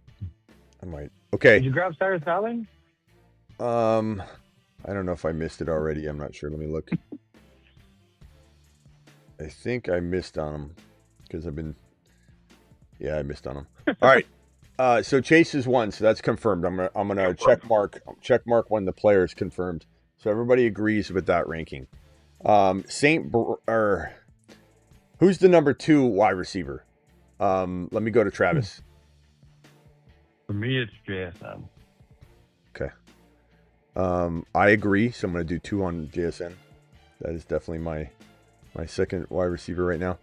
Ron Navy, who's wide receiver 2 in fantasy this year? Actually, St. Brown because he gets more catches. Okay, so St. Brown. No, he doesn't. Yeah, he does. Chuck Nasty. I'd go JSN. Scotty Do. JSN had more catches last year.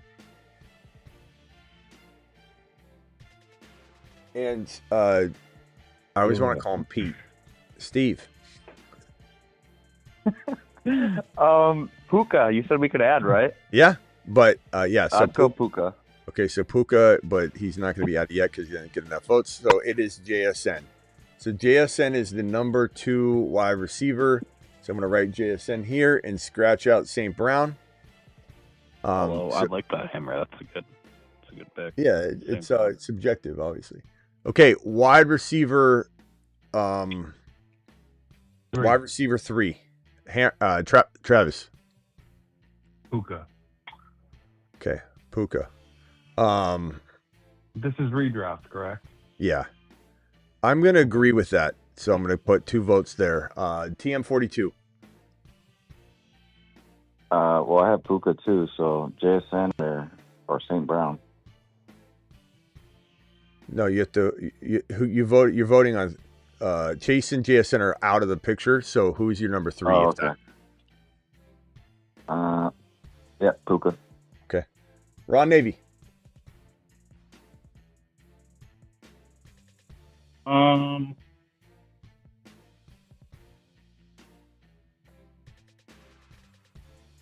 Yeah, I mean, you can't deny Puka is. Puka. Okay. Scotty do. I'm going St. Brown, dude. Puka got a lot of red flags like Breece Hall, so that's my opinion. Okay, so St. B. And then Steve. Puka. Okay, so Puka goes there. Now we still he's just going. No. Okay, so now who's the number 4? So I had Neighbors. Oh, wow. Pretty bold.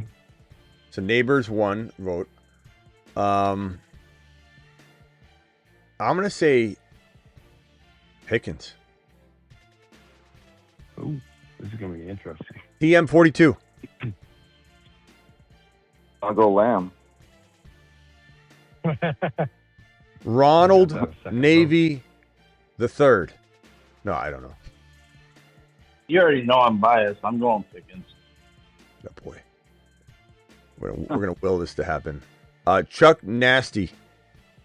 Not St. Brown. I'm gonna go CD. CD mother freaking lamb. 2-2. Scotty. St. Brown, number 4. Ooh, St. Brown. He doesn't have a vote yet, right? Or did somebody vote St. Brown other than him? No. Okay. No, I thought Ron would because he had Ron Okay. way up. He had him up. The decider is now down to Steve. You can call me pick Easy if someone you else. want. Pete. I'm just gonna call you. Okay, Easy, Pete, Steve, whatever. Easy Pete. Stevie P. Yeah. If I'm going off this board, I'm gonna go AJ Brown, to be honest. Okay, so yes, So we got to vote between Pickens and CD, right? Well, let's Okay, maybe. if I were to choose, I'd choose CD. Obviously, he's the number 1 there, I believe. Oh But man, I'm I never gonna would go- talk to you again. Well, hold I on. would go AJ. I'm actually gonna change the rules. Hammer gets to decide who the tiebreaker is. So we have 2 votes CD, 1, and I'm assuming he's gonna vote. You can't. Well, if you vote CD, St. Brown, of course, that's who we put in there to begin with. if Hammer votes St. Brown, then it's a tie, and then we got to revote between the 3. And he's gonna say St. Brown because he's Yeah. 2. So Hammer, your vote is St. Brown, obviously, right? Yeah. Yeah. Okay. So St. Brown. So now we got to revote.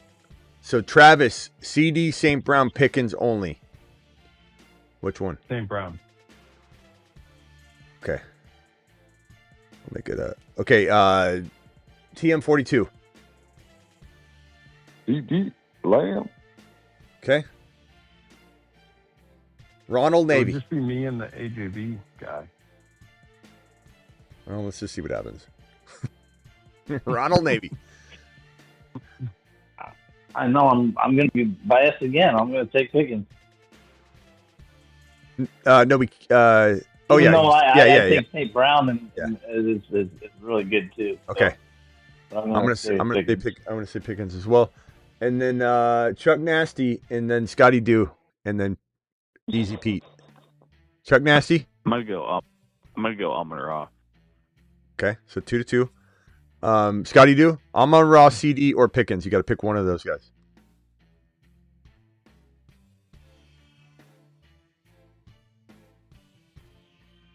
Scotty Do, hello. What number is Superstar Smitty was on mute? What number? CD Lamb. Scotty. CD Lamb. Number 4. CD Lamb. St. Brown. Just listen to the three names. Okay, St. Brown it is. Well, actually, no. Pete, are you picking Pickens? St. Brown. There he is. St. Brown wins. Okay. Usually you just redo it. It always ends up different. Okay, CD. I'm going to write CD over to the side here. And we're going to move St. Brown into the 4 spot. Saint B. Wide receiver number 5, Travis. So, all right, I have a question here. I had Neighbors 4, so do I just keep saying him till he comes up? Whatever you want to do. Some people change their mind. That's what's right. funny about this. Fine. Just go Neighbors again. Fine. I'll say Neighbors. Okay. I better win AJB. Okay, Neighbors. I'm going to go Pickens. TM42. Who won the last one? St. Brown. St. B. Brown. Lamb. So CD gets 1 vote. Chuck. Oh, that was Chuck Nasty. Scotty. Number 5 overall. I'm gonna go. Scotty. I'm gonna go AJ Brown. Okay. Number 5. I don't mind that. I almost won AJ Brown. I know. I almost changed my vote. That's why I just keep doing even if but Hammer's already voted. This is Hammer's vote. Easy Pete. AJB, Pickens, CD, Neighbors. Yeah, Neighbors. AJB. Okay, AJB wins. And I like that. I'm actually not. I like that too. So Hammers, that's the first time. Get the vote. Oh, So Ron Ron's Navy. up. I'm sorry, Ron. I'm taking Pickens. Okay, so it's a tie again. So now we need to vote between AJB and Pickens. Well, we know who Travis is going to vote for, so it's going to be AJB. Well, hold on. You never know. Okay. You never know. People This just. is a fun game. Ron had St. Brown too, and then he was voting for Pickens. So who knows? Yeah. Okay, so AJB or Pickens, Travis. AJB. Okay, AJB. What happened to CD Lamb? He got moved out. He's right here. He's right here on the side. I thought like 2 people said CD. They on did, top but of me. they did, but he didn't win the vote. So I wrote him over here so it doesn't get lost. But he definitely didn't win. So he got nudged down still. So AJB 1 vote from Travis. TM42. Number 5 wide receiver. I'll say AJB. Ron Navy's going to go Pickens. I'm going to go Pickens. We ain't budging. Yeah. Chuck Nasty. I like AJB and Pickens. I'm gonna go Pickens. Okay, Scotty Do, and then over to Pete. Number 6. I'm gonna go Lamb. Shelly's calling Travis. Shelly's calling Travis a Pickens hater. Pete, go ahead. AJB. Okay, so it's tied now between AJB and Pickens. Let's go fast. Travis, AJB, Pickens, you're going to say AJB, right? Yep. Okay. TM42. I think I already said AJB. Okay, AJB. Ron and I are going with Pickens. I assume, Ron, you can change it if you want. Yeah. No. Chuck Nasty. You just... yeah, Chuck. I'd go AJB. AJB. Scotty. AJB. Are we doing number 5 still? Yeah, Scotty. Yes. Yeah, AJ Brown, number 5. Okay, and then Pete, just so he can get his vote in. Pete. AJB. I Okay. think I said that already. I know, but people changing their minds, Pete. Calm down. Okay. You're good. So Chase The stayed. old guy. Take the old guy that's gonna have knee problems over the young, athletic guy. Be quiet. They're both amazing. Okay, so real quickly, just to reiterate what's going on here. This is Hammer's ranking that we're all consensus moving around. Chase stayed put. The only one that stayed put, this is how volatile rankings are. Chase stayed put, but the only other person that stayed put is AJB. So these guys stayed. The dotted line underneath means that they stayed put. Number 6 is who? Travis. I'm sticking with neighbors. He's not moving. TM42. Say JJ. JJ. JJ. What? JJ. Out of nowhere. Okay. Oh wow. Ron Navy. Yeah, I was thinking JJ too, but I was going to take him 7th. But I go with Pickens, so I'm staying with Pickens. I'm going to go Pickens. That's 2 votes. Chuck. I'm gonna go CD. Chuck, you're becoming a real thorn in my side with the CD nonsense. Scotty, and then over to Pete. Number 6, I'm gonna go CeeDee Lamb. Okay, and then the deciding factor, Pete. Pickens. Who's it between? Well, Pickens and CD. If you want to end it now, if you want to throw out another name, you're gonna just you're gonna make us revote Pickens and CD. That's all right. I mean, for the sake of moving on, I'll say CD, but I was going to say Justin Jefferson. I'd rather have Justin Jefferson over those two. Then it's a 3-way tie. I'm voting against Justin Jefferson from now on. Well, hold on. No, hold on. Let's do 3-way tie. Yeah, that's actually a 3-way tie then, and then so 2-2-2. So now let's just redo this. Only Travis would change because he's the only other vote. So Travis, you decide who's next. All the power. Pickens. Okay, Pickens it is. All right, so JJ stays on this board so we don't lose him. Pickens it is because if Pete wanted to vote JJ, he's like, I want to vote JJ. He gets to vote JJ. He doesn't have to be forced to go. So that tied it all 3, and then Travis is the only neighbor's vote. So, okay, Rice is up next on Hammer's board, but he hasn't been called out once. So I assume this is going to move, but you never know. The number. Can I just clarify real quick, Smitty? So these guys are saying if they're on the board drafting, they're going to draft Pickens over Justin Jefferson we're Rice? just rank. We're ranking. So like you're going to try and get away with what you can get away with, my guy. Like you know what I mean? Like if you can, you're not just going to go straight into the first round and draft Pickens if you don't need to. Okay, so next up. Travis, who's the 7th best receiver? No, I'm going to say neighbors. TM42. Lamb. He's not going to give up on that. That's dude. Stubbornness. Ron Navy. It's okay. I'm gonna. Simply out of performance lately, I gotta go CD.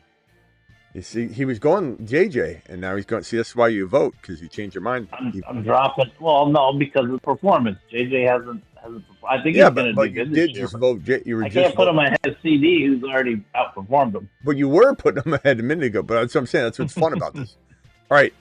Well, it was between him and Pickens. Chuck. I'm gonna go CD. Okay. And Scotty do? CeeDee Lamb, number 7. Get lambed. And Pete. Neighbors all day. And I'm going neighbors, so it's 4-3. So CD wins. That means Rice is scratched out, but Hammer CD returns. CD goes right there. Well, let me write lamb, so lamb chops. Okay, number 8. This is the final one. That means that Rice, I got to keep Rice here because we removed him and I want to make sure he's known that he's there. We don't have to pick these guys. You can pick whoever you want, but the guys remaining on the board at least are Rice, Neighbors, and JJ. I know Travis is starting off with Neighbors, so I'll put his vote there. TM42, there's no more Lamb, so now we get to experience a new vote from you. I have no idea what you're going to say because all I remember hearing from you is Lamb, Lamb, Lamb. Who you got? JJ. Okay. Ron Navy. JJ. JJ. How much is that is tied to Kirk Cousins just being a Viking at once in his life? I'm just curious. Okay. And Addison's on the Vikings. Yeah, Addison. Chuck Nasty. I was right about Addison. Neighbors. I'm going to go Neighbors too. That makes it 3-2. Scotty, Do, and then Pete. Rashi Rice. Wow. Okay, Hammer. There you go. And then Pete. Eric. I call him Pete though. Right. All right. Yeah, that was me. That was me. Pete Davidson. Pete Davidson. That's who said Rice, right? What the heck? No, Scotty Or you said could just Rice. say E. E works too. I'm down with E. All right, Eric. What? Or Scott? What else you got? Eric, Scott, Pete, whatever your name is. I already said Neighbors. Okay, Neighbors. 4 votes. Is that correct? Is Travis, me, Pete, and then who else was the Neighbors vote? Scotty? I said Neighbors. Oh, okay. So 4. Okay, so Neighbors it is. So that means JJ got... Well, JJ wasn't in Hammer, so he was added but not added. Rice got removed, but crazy enough, the only player that got removed was Rice. So Rice got removed. Puka, right? Oh, well, Puka got added. Yeah. So Puka got added. Rice got removed. And did Hammer have Neighbors 8? I forgot all about Puka. I had Neighbors. Yeah, so he stayed. Okay, so Neighbors stayed, Pickens stayed, and Chase stayed.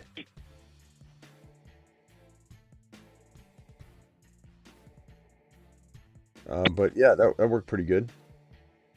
Good list.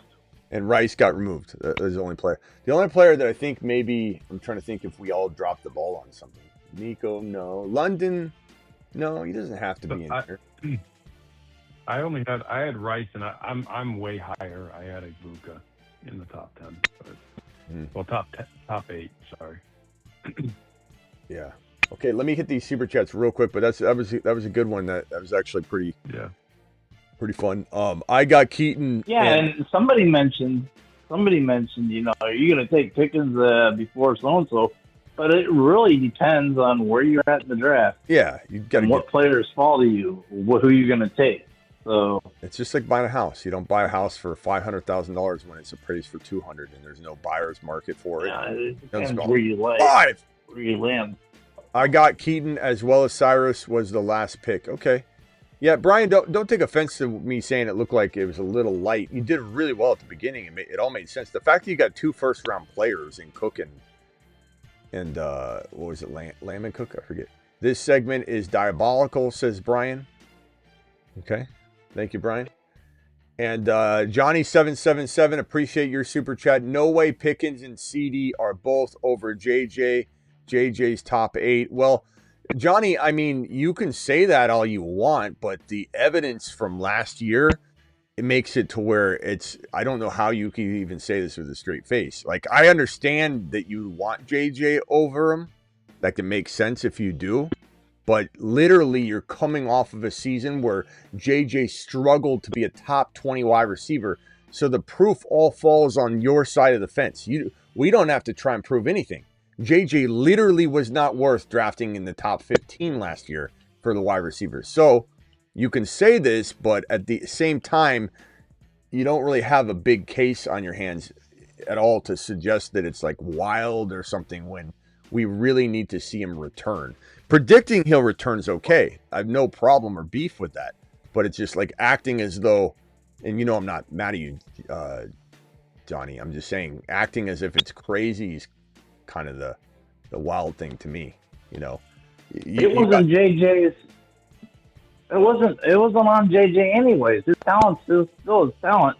It's the quarterback play. That's the difference. But you don't know if that's changing. That's the problem. Like, they didn't even pick a starter until just recently, and he's not even, up to speed or anything. So it's hard to really say that, like, this is a foregone. No, and that's why it's, like you said, prediction. Yeah. I predict that. I think Murray, I think he's going to have a comeback year this year. And That's how I think. I know and you're that's opposite cool. with that. Yeah, that's cool. But like, so Johnny's on the line. Johnny, you're live. It's just the no way Pickens thing is the funny part to me because like we just saw it. Like it's kind of like So saying I don't know. I don't know if you fully understand what I mean. I mean, there's no way that both of them are ahead of them. Not either one. So do you think I meant they're both going to be, or are you? I don't know if you know what I meant. Well, okay. Let's say I did misunderstand because I kind of did, but at the same time, I feel like I still don't feel wrong because JJ was just outside the top 15, 20 wide receivers. So like Lamb and Pickens would both out. Lamb and Pickens are both gonna be top 10. Well, hold on. This is my argument, Travis. Hold on 1 second, please. So, Smitty, you are the dude who always says you can't put last year and this and that. I've heard you say that so many times. Like that last year was last year. This is this year. Well, this year he's not going to have J9, and he's been looking great in practice. So they obviously catching hospital balls when they can't tackle him. What do you mean? Like there's a clip of JJ getting the ball thrown up to him, and I know he looked good today on a route where he broke his defensive player's ankles. It was a good route, but it's like you're running, bro. I could go out there and run against the top cornerback in the league, and I'm sure I could get open on one or two plays, and all of them being recorded, and you throw it out there. But what I'm trying to say is, the proof is all on your side. To act like it's a no way situation, like no way that can happen when both Pickens and Lamb will probably be top 12, and really we don't know for sure if JJ will in fact return with Kyler, who is ill-equipped to be the starter right now because they held him out half of the work up until into August, bro. Like this month, like a week and a half ago, they let him have the keys to the lineup, and I just don't know that he's going to be fully prepared. And on top of that, it's like, even if he does end up doing well, is he going to outplay CeeDee Lamb? Is he going to outplay George Pickens? Pickens was number 5. Lamb's consistently top 10. There's no way in my mind that if Lamb and Pickens are healthy, they're not both in the top 12. So it comes down to, like, if you say how could they both be there, it almost has no relation to Lamb or Pickens. Can JJ be top 10 this year with Kyler? I don't know. I just don't know. I wanted him to get anointed the starting role a lot earlier than they did, to give him time to prepare, and they didn't. Yeah, well, I mean, there's still plenty of time left, dude. And I also think, one of the things I hear you say a lot is in a vacuum. So I'm talking about, okay, in a vacuum, all things considered. He's such a talent, and he's going to actually, I believe, get the ball. So is Lamb, so is Pickens. Pickens could be the number 3 wide receiver. But I'm just saying that your thing was no way. Yeah. Like if you just said, hey, I believe he's going to, I'd be like, yeah, I get it. But you're like, no way, as if it was crazy talk. When Lamb in his own right's top 5, Pickens in his own right's top 5. Like, how is it crazy? And the offense is very, very good. And just to address what you said, and Hammer, thank you for the double super chat. But just to what was I saying? Where were we at? Just to kind of reiterate what you were saying, or to explain it. And you said that you can't use last year. I never said you can't use last year. I said, when I say all the time, you can't just take last year and try and explain something. Last year's relevant. Everything's relevant, Johnny. I mean, of course last year matters, of course, to a degree. But when people say things like, oh, JJ's been amazing before, he's been a top 5 wide receiver before, he's been number 1. That doesn't do anything for me if I don't believe the situation has changed fully or whatever. But like, you also can't just, assume that last year doesn't have any relevance. And also, I'm looking at Kyler Murray differently than I think you are. I was excited about it, but with caution. I was always cautiously excited. And I drafted a ton of JJ at the beginning of the offseason on Underdog, to be honest. But I just don't have a great feeling that Kyler will stay healthy or be able to run this offense the way that they want. We don't have a lot of, guarantees as to how he's going to deliver the ball. We can say, oh, he did with Hopkins, but he didn't do it with MHJ, or he didn't do it with Wilson. McBride did well, but didn't get the touchdown equity. So I don't know, man. And the fact that this team has tried so hard to wait to start Kyler, you almost got to wonder if Kyler's gonna be on a short leash, and then J9's back in there. Yeah, you're really jaded on Kyler though, and for good reason. For good reason. I mean, that's your team. He came from your team. You can and can't think about the last season because look at the Chargers. All the injuries, and they get Mike McDaniel. So, I mean, that's just asinine to me to just say you can't. It's a completely different team. I mean, if you think Kyler is relevant, then I guess that's fair. But I don't think he's relevant. But I personally don't think Kyler is that great of a quarterback.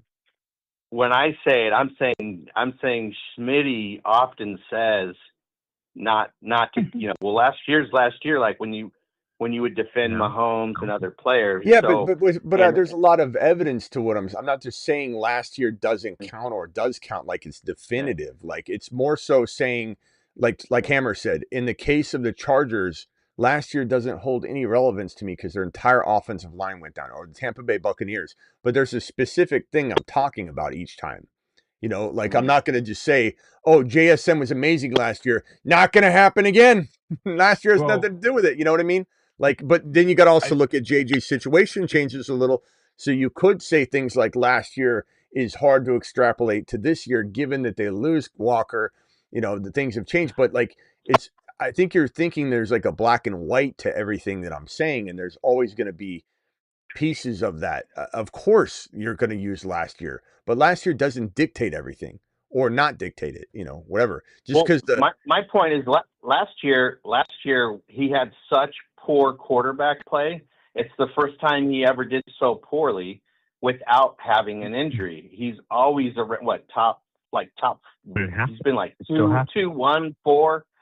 I think 6 was his rookie year. But the quarterback he has now could barely beat out the guy that we don't want to repeat last year's number. That's the part I don't think. I will say this though: Kyler Murray, when healthy, is a top 15 fantasy quarterback, and he held up McBride and DeAndre Hopkins, and I think McCarthy or JJ was 36 in percentage completion last year. He was one of the worst quarterbacks in the league. So I do think if you give JJ at least a top 20, 25 quarterback, I mean, I think he had 1,000 yards last year. I could easily see him get. But the thing is, Kyler's a running quarterback for that. You're handing him not a quarterback that's top 15 in passing. You're handing him a quarterback that is very mediocre passer at times, can be good at times if he's in the right system, if he's versed and up to speed. And this isn't even a big upgrade over JJ though. He's a big upgrade. But we don't know that though. We know that he might be an upgrade for the team. Is he an upgrade for JJ? That's hard to say because he didn't connect with MHJ. You can keep bringing up Hopkins all you want, but that's ages ago. So it's hard to say if he's ill-equipped, not prepared, that he's going to come out and just start firing off in his prime. This smells a lot like Russell Wilson going to Denver and everybody thinking there's still something that can be revived. He can be his old self. It feels very, very much like Russell Wilson to Denver or to Pittsburgh, to be honest. There's another component to this that nobody's talking about whatsoever. And yeah, JJ fell off last year and his production wasn't the same. But also, is they're double and triple teaming him, and who's benefiting? Addison's been benefiting. Addison's been playing wrenches Addison. Lights out the last 2 years. JJ suffered. Addison sucked last year. When JJ gets double covered and everything, they go to Addison, so that takes away from JJ. Ron loves Addison. Dude, Addison sucked so bad last year, I dropped him. Everybody sucked last year over there. Real quick, I just have a question. Hold on, Hammer. Where was JJ on the ranking for you? How far down? And this is not to say, Johnny, that JJ's that far down for me. He's not in my top 8. Yeah. What? Hammer? He's 10. 10. Okay, so he's 10. We're arguing. Yeah, we're arguing, kind of splitting hairs. And Johnny, I have no problem with you liking him 4 or 1. I mean, Johnny, if you said I think JJ's number 1. I wouldn't say no way JJ's won. So I was only reacting to your no way as if you had some stance. Yeah. Your side's the one that's got to do the proving, pal. But I Not really. Yeah, really. Not really. I don't. Yeah, really. No. Yeah, really. No. Dude, you have a guy who Okay, couldn't hold on. get a ball thrown near him last year. Johnny, Yeah, let's go go around ahead. the phone line. Let's go around the phone line here. Can I- Travis, can I- who has to can do I- the proving? Who has to do the proving? The So- JJ ranking or the non-JJ ranking? Yeah, two quick sentences. The JJ ranking, and people can use McBride, but Justin Jefferson is not going to run the routes McBride did. And they showed last year, unless they adapt, they will not change Jefferson's route tree to get him the ball. That's the So part I unless they hated. completely change all of that, there's going to be problems if Kyler isn't good. Let me go around the phone line. Chuck Nasty, who has to do the prove? And you can be honest, you don't have to agree with Smitty. Who has to do the proving in your mind? The JJ side of this argument, or we just assume JJ's back? Like, I think probably just the JJ side of the argument. okay, I would say. Scotty, he's Can I gonna have hold to a what? vote? How many people would rather have Rice than JJ? Okay, I'd Scotty, vote Scotty, Rice. Scotty, you got to focus You on what we're you talking answered about. your own question. Yeah, go ahead, Hammer. Let's go to Hammer. Hammer, who has to do the proving? JJ, like in this argument, like the JJ side, or does somebody have to just accept JJ's number top five? I knew Yeah, Scotty. I mean, again, I just if you believe in Kyler Murray, then again, that's a little alarming, unfortunately. That's actually kind of wild, but So Johnny and I What's wild is you didn't even have Puka in your top 8. That's wild. did you ask me why? Did you get? I don't need to ask you why. That's crazy. But you come in here like yelling and aggressive. I'm just listening. So if you're calm with your voice, then I guess it's okay. Okay, go ahead. All right, hold on a already second. interrupted me, so keep going. All right, hold on a second.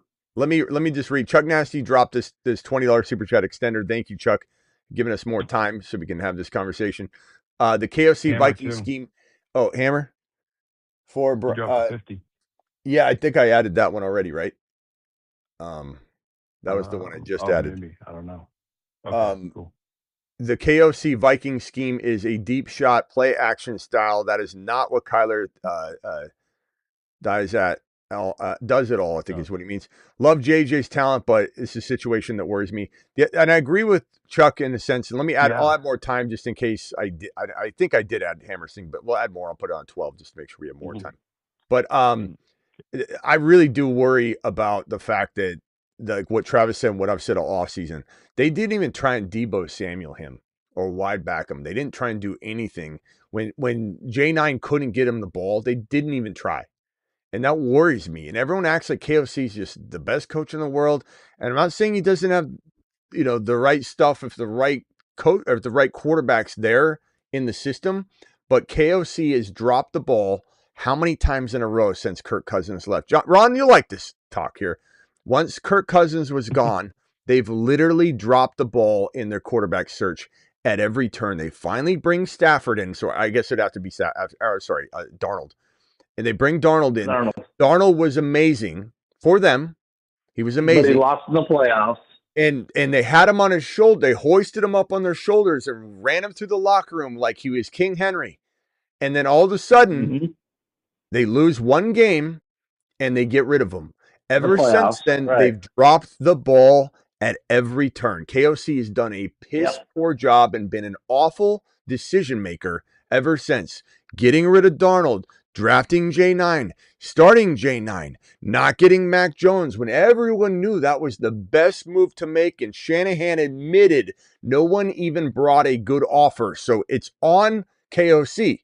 And then he brings Kyler in on a 1-year deal with a no tag clause that has him paid the league minimum because his contract is that way structured where the Cardinals are paying him $35 million. So they can't pay him a dime over the league minimum or they're just eating the Cardinals cost. and you have no ability to keep him because you can't tag him. And then they wait the entire offseason to decide who to start until August 7. So he's not even going to get it basically a full month of preparation. KOC has dropped the ball at every turn. So if you ask me, are they going to fix this? KOC's offense, he knows how to throw it down the field. I have no. It feels to me like if KOC doesn't have the quarterback selected for him, he can't make this decision. He's awful at it. He doesn't know how to get a quarterback. He has no clue what he's doing in regards to that. None. I mean, if you give him the quarterback, the offense is good. I understand that, but he does not know how to acquire a quarterback. We don't know if he fixed Darnold either, because Darnold was with Shanahan the year before. Real quick, so. Smitty, your original question, Smitty, to go back to the start, to circle this thing back a little bit. Your question was, does JJ have to prove himself or not? I would say this. He's still a first-round pick. Vegas has him over under top 6 in receptions and over under top 7 in yards. So I would have to say that it's kind of none of those are relevant to me though, bro. Well, it's more. Yeah, I know, but it's more on the. Well, he's still first round. He's still first round. He's still first round pick. I would What's say that have to do with anything though? There's much more optimism than there is, not on the other side of the coin. But Johnny, again, it wasn't about is there optimism or do we have again? Hammer ranked him. Was it 12, 10? Where'd you have Hammer? Yeah, I didn't have him ranked. No, but he said on his rankings, I think he has him at 10 or 12 or whatever. So it's like I just thought that one of them could be for sure, but not both. But why? If he can't that's get, all I was saying. But Johnny, if he can't get into the top 12, which is what we're arguing, that is the risk. Not that he can't do it, but if he doesn't get in, both Lamb and Pickens will be in there. So it almost has nothing to do with Lamb and Pickens. It's just a matter of your real debate is no way you don't have JJ in the top 10 or 8. That's really because Lamb and Pickens can easily both be top 8. Even if they're 5 and 6 or 5 and 7, maybe one of them can't be 1 because they cannibalize each other to a degree. Whereas Lamb could be 1. Pickens could be 1 if they were solo in Dallas, but they might be 6 and 7 or 8 and 5. That's why you're not seeing, you're seeing them. But I just think, my thing was you saying no way when it's you have to do all the proving. JJ has to do all the proving. I'm just saying if they all stay healthy, I really think no way do they both finish ahead of them. That's how I feel. They did. With CeeDee Lamb missing 5 games. Man. Hey, Schmitty, it's your show. Obviously, you do whatever you want. Yeah. But I was gonna say another segment because we've been going on this for about 45 minutes to an hour. But another good segment would be which is the best wide receiver? Which is the best wide receiver per round? That would be cool. Okay, so Hammer did extend it again. By the way, Ron Navy. Let me go to Ron Navy, then to Hammer. Hammer's the one that extended it. So let's see what Hammer wants the show to be. If Hammer might be obliged to that, I don't know. Ron, did you want to have a say about JJ real quickly? Because I know you're. Well, of course, they need to prove it, but it's not just on JJ to prove it. It's on the quarterback play. It all depends on the quarterback play there. I mean, it's does he have the ability to be a top 5 wide receiver, top 3 wide receiver, or the top wide? Yes, he has that ability. But can Kyler get him the ball consistently? Can we don't know that yet. So it's got to be proven. Yeah, I guess the best example would be it's kind of like, Johnny, you had a broken golf club that you were trying to golf with last year, and you got a new set, but we don't know if it's actually going to hold together any different than the one you're holding at the end of the year where it's broken in half. And you're like, I got a new club. It's going to be a great year. It's the thing's falling apart. A lot of us feel like the golf club is going to fall apart. You don't, and that's really where the line is in it. I think it could keep together. It's duct taped for sure. Yeah. And I do think Kyler has the ability to be a good fantasy quarterback for as long as he's out there. But real quickly, the one thing I'll say, though, is that Kyler was this close to losing the job to J9. What does that tell you about how Kyler's looked to this team? And what's that tell you about if Kyler struggles at all? Do you know what this team's going to do? They're going to look to J9 because they're already contemplating putting him in there. And they need to know what they have before they walk into the 2027 draft process. So if Kyler struggles, they will put J9 in to give him one more shot so that they know what they have. That's the risk of Kyler. His job is not safe. He's also on a minimum 1-year league minimum deal with a no tag clause. They have no reason to keep him in the lineup. And if J9's worse, they have a better draft pick to get the quarterback. So you can say what you want, but there's disaster all around this thing. Red flags galore. And JJ getting a little owie at the end of the season has a much higher likelihood of sitting than a lot of other receivers because the Vikings need a quarterback. So those are all factors. Go ahead, John. I think if JJ doesn't have a good year, I think he's going to do what Diggs did and look to get out of there. All right, Johnny, what were you? He's going to want to leave Minnesota. Oh, yeah, for sure. Or Burrow. I said I still think that it was a strategic pressure meant to bring out Kyler's best. That's a possibility. When was the last Okay, time let he me was at see. his Let me best? tell you. What did you say, Hammer? When was the last time Kyler was at his best? That's How true. long ago was that? Oh, it's been Call a of minute. Duty. Call of Duty came out. The update. He's pretty good. Can we take a vote? Hold on 1 second, Scotty.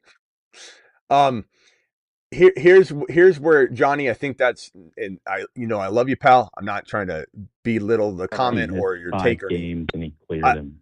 I would He say missed that 5 whole games. But I would say this, Johnny.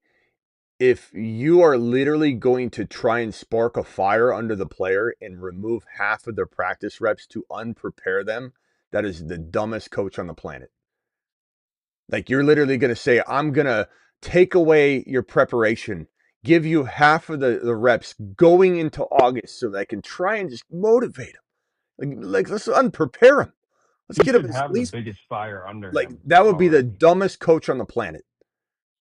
So I don't think that's what they were doing. And it would be different to not name the starter, but you're giving him all the reps. Like, but to take away half his job? I mean, Kyler was actually complaining to beat writers, saying, it's frustrating, he said, quote, it's frustrating because I'm trying to catch up. I'm trying to learn the offense and I'm only getting half the reps. So if that doesn't alarm you, I don't know what does. But Johnny, you're not wrong in liking him. JJ's talent could, if Kyler is a massive upgrade and he stays in the lineup, there's certainly a world where he's a top 10 wide receiver, of course. But damn, if I'm not worried about those hospital balls, my boy, that Kyler throws up. Because Kyler cannot see over the offensive line, right? There's not a single chance he's looking in the pocket at JJ running downfield. He can't. That's why he would always scramble to the outside, the right or the left, and McBride would drag across the field and just wait for Kyler to see him, and Kyler would connect. That's why Kyler never threw to MHJ. So unless, like Travis and I have said all offseason, they decide to run JJ on a different route tree, there's almost no chance JJ's going downfield consistently on go routes or go balls, post routes, corner routes, where Kyler can even get him the football unless he scrambles out. It's on the same side, not across the field, and they're not triple teaming JJ because they know there's nothing else they can do unless Ron's boy Addison just has a killer year. I think Ron is going to tell you he will. Let me read these. Last year was a down year for him. I mean, he was injured the first 4 games, and then he missed another game later on too. So, what do you think about best wide receiver per round? Okay, let me see if Hammer wants to do that. Let me read these super chats real quick. Where would you put Bowers in this ranking? Hammer, where would you put Bowers in your own ranking if this was I guess the context would be, and thank you, Johnny, for that super chat, by the way. And you can stay on the line, don't go anywhere. If you're putting him in this like in terms of production, like he will finish, boom. I'm putting him ahead of Rice and Neighbors. Well, the board. What about the board we have here? Because I don't remember it. So you put him at 6 or 7? I guess 8. Okay. You still have his there, I think. Oh, close to it. Yeah, I think. I'd have him like. I'd have him. I can't see our list, but I mean, I'd have him like 6 or 7. Okay, so same as Hammer. Johnny, Like wide receiver 6 or 7. where would you put Bowers here, production wise, finishing? Then I'll go to Scotty. I know Scotty's itching to get in here. Sorry, Chomping Scotty. at the bit. Scotty's gonna go what? Over who? Bowers. Where are you putting Bowers here? If you had to slot him in production wise. You know what? I walked away and missed it, Smitty. Okay, So I don't know. Okay, what wide receiver would he be if you were shoving Bowers into rankings? Would he finish as a top 7 wide receiver? Like, let's say it was just production. Oh, okay. Yeah, I believe he's kind of where he goes. I mean, so yeah, I believe he could be anywhere in probably. He could be 7 through 10, 11. Probably. So you guys are pretty close. Scotty, go ahead, my guy. Where would you rank Brock Bowers? Somewhere around 7 to 10. There you go. Scotty's back. He's back in his bag. And Scotty, what else did you want to say? What else did you want to say? I was trying to say that, yes, I love Justin Jefferson. He's a great talent. But I just, like everything we've been discussing for like the last 20, 30 minutes about JJ, his quarterback, the whole situation, I wanted to take a vote on who would actually take Rice over JJ, because I would take Rice over JJ. But I would like to see if anyone Hammer else would. Also, Hammer's got it right in front of you. But yeah, let's vote on the rest. So Hammer, your vote is yes. The team correct. is drafting or ranking? How about in the vacuum conversation? Who would you rather just have on your team? Hammer, your vote is Rice, I'm sure, right? Yeah. How confident are you in that? Are you wavering at all lately? Just a little bit? Okay. Again, the names Okay.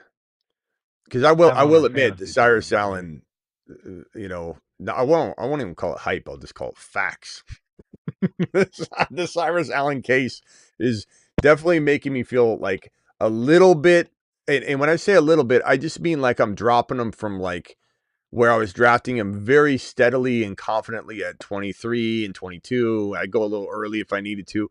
Now I'm just waiting until Neighbors, Pickens, McBride are all gone. And then I'm like, I still like Rice there. I do. I really do. I still like him a lot.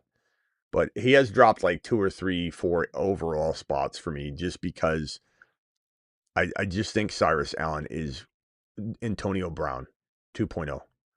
I really do. Where would you put Bowers on this? Okay, thank you for that. And then Hammer, can you come up with another idea? I don't know if you want to do the best wide receiver in each round or if you have another idea. Let Travis pick something. Okay, Jefferson 93 catches, 1280, but 5 to 6 TDs, says Rome. Thank you, Rome. Sorry about the delay on reading that, my boy. Thank you for dropping that. And then Ranger, are you still here, Ranger? I'm so sorry about the delay on this. Is it possible Kyler was always the starter, but they made the QB battle for the optics? That's kind of what Johnny was saying. Wasting the pick on J9. So that I don't know. I think you're a dumb coach if you're really unpreparing your starting quarterback to send some weird message to the media or to the fans, or like I don't think you're doing that kind of game. Well, we see dumb coaches every year. That's true. Packing. Jacoby Brissett took his job and sent him packing. Yeah.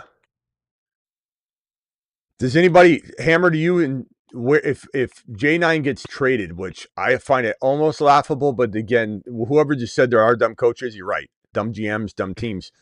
Where will he go? If you had to predict, where's J9's next team? Nowhere. TFL. I don't even know. Canadian football team. Well, dude, I know Jim Harbaugh used to be in love with him to the point where he said that was just like, I would hate for that to happen. You're right. Chargers No, backup QB. the backup. They'll You're dump right. Lance. That's it. They will dump Lance and take him. That's it. No, Lance is not cutting it. That's 100% it. Right. Who said that? Johnny? Johnny, yeah. Yeah, Johnny. I think you're on the money. I because no one's gonna want him, and at least go. Yeah, that's it. Harbaugh's going after him. Can I say something real quick? I want to say something real quick to Hammer. Hammer, you said I was interrupting you. Got excited, so I apologize for that. I didn't mean to keep interrupting you. I just got excited. So Yeah, Johnny's a good guy. Johnny's a good guy. That's fine. Okay. Best wide receiver each round. Pete is trying to influence the direction of this thing for sure. Travis, will you decide what the next topic is? Hammer is giving you the scepter, and I don't know if you want to oblige Pete. You can. It's up to you. I got the ADP board up. I guess we could use it. I think we could do the best wide receiver in each round pretty quick. Like, okay. I don't know how deep you want to go. How about best wide Because, receiver, like, best running back in each round? We'll do one of each. Okay. Sure. Because like round one is easy for wide receiver. Like, that's not I don't think anyone's arguing Chase. I'll tell you what, to make this civilized, I'm gonna go one person for each round. I'll give my take too because it's my show, but let's give Hammers your specific round you would like to request because there's somebody you're eyeballing to talk about. You pick the round you want, and everybody else I'm gonna assign a round to. Johnny can pick. Okay. Well, I'm just gonna assign everybody a round. So Travis, who's the best wide receiver and running back in round one, and then the next up will be I'll go to Hammer next. Into round two. We're doing redraft. Yeah, you got to use the ADP board on my screen. Okay, yeah, it's easy then. It's Gibbs and Chase. Yeah, and it's an easy. You could go Genty for sure, but like this is like one where it's like even though they're ranked high, they're a league-winning difference maker, vintage LaDainian Tomlinson type production. So I agree with that. The only other person I'd say would be Genty and JSN if I couldn't pick the easy ones, but. Hammer, the best wide receiver, best running back, I guess values maybe like return on investment in round two. Oh, so okay, yeah, that makes it a little harder. Yeah. Well, do you want to redo it real quick then, Travis? No. I'll still take them. I would argue with you, Bijan versus Genty for next, but if we're doing the top, it's Gibbs and Chase. So, okay. Hammer, the best value wide receiver and the best running back. Chase Brown and AJ Brown in the second round. The Brown brothers, okay? Yeah. Can't argue that. There's definitely if I had to pick, I would probably say Etienne in this particular world on Underdog and on other platforms. Etienne goes up here. And then I'd say, damn man, Pickens or it's AJ Brown. I'm torn on that, so I totally agree with that. Who's the worst value in round two, Hammer? Overall. Overall round two? Yeah, just one overall worst player. You don't have to do a receiver or running back. I'll ask Travis. Like saying this, I'm genuinely not saying this to troll anyone. I don't like Justin Jefferson at all in the first two rounds. Okay. I don't. But he's in round one, so you got to pick someone in this round two right here. If you don't want to, I'll accept that though. That's fine. You got Nico. You got Hampton. I don't like Nico. I don't like London. Okay, Travis, I'm gonna put it over the guy you're gonna say probably. But go ahead. So round one for me, it's CMC and JJ. Then round two, it would be Barkley and Nico. Okay. Let's go, Johnny. You are round number 3, young man. Who was the best value in round 3 at wide receiver, at running back, and who's the worst value overall in round 3? So 3 names, please. And Ron Navy's round 4.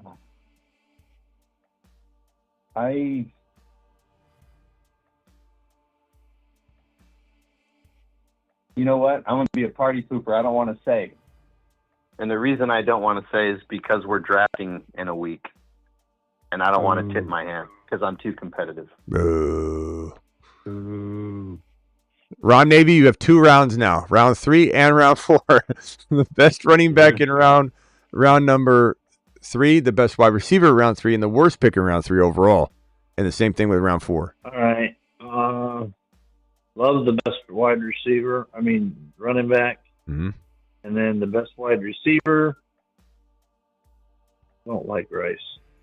So I'm gonna take Mbuka. Okay.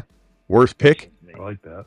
Worst pick in I round three? mean, Olave could be there and all that, but I'm taking Mabuka because I'm biased on him. The worst, I would say, would be, well, right there. I mean,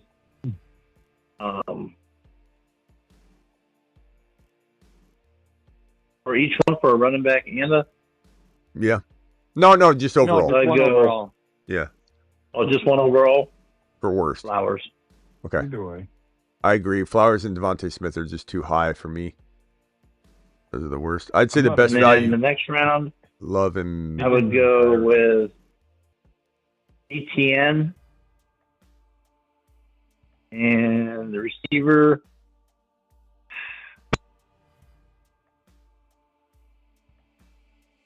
Just because of the quarter, I don't know. I like Waddle. I like Waddle on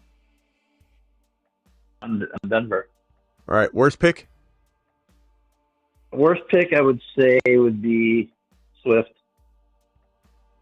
I'd say Jacobs is the worst. I think the best pick in this round would be Josh Allen or Etienne or Josh Allen. You got to go wide out, Smitty. Remember? Top round. Wide out to running back. Best wide receiver in this round would be Garrett Wilson. And the best wide receiver here. I didn't even see Wilson. I'd say Love's the running back. I would say. But I don't like the team he's on. I'm going to use McBride for the receiver, the pass catcher. Okay. Scotty Dew, round 5, young man. Round 5. Let's see.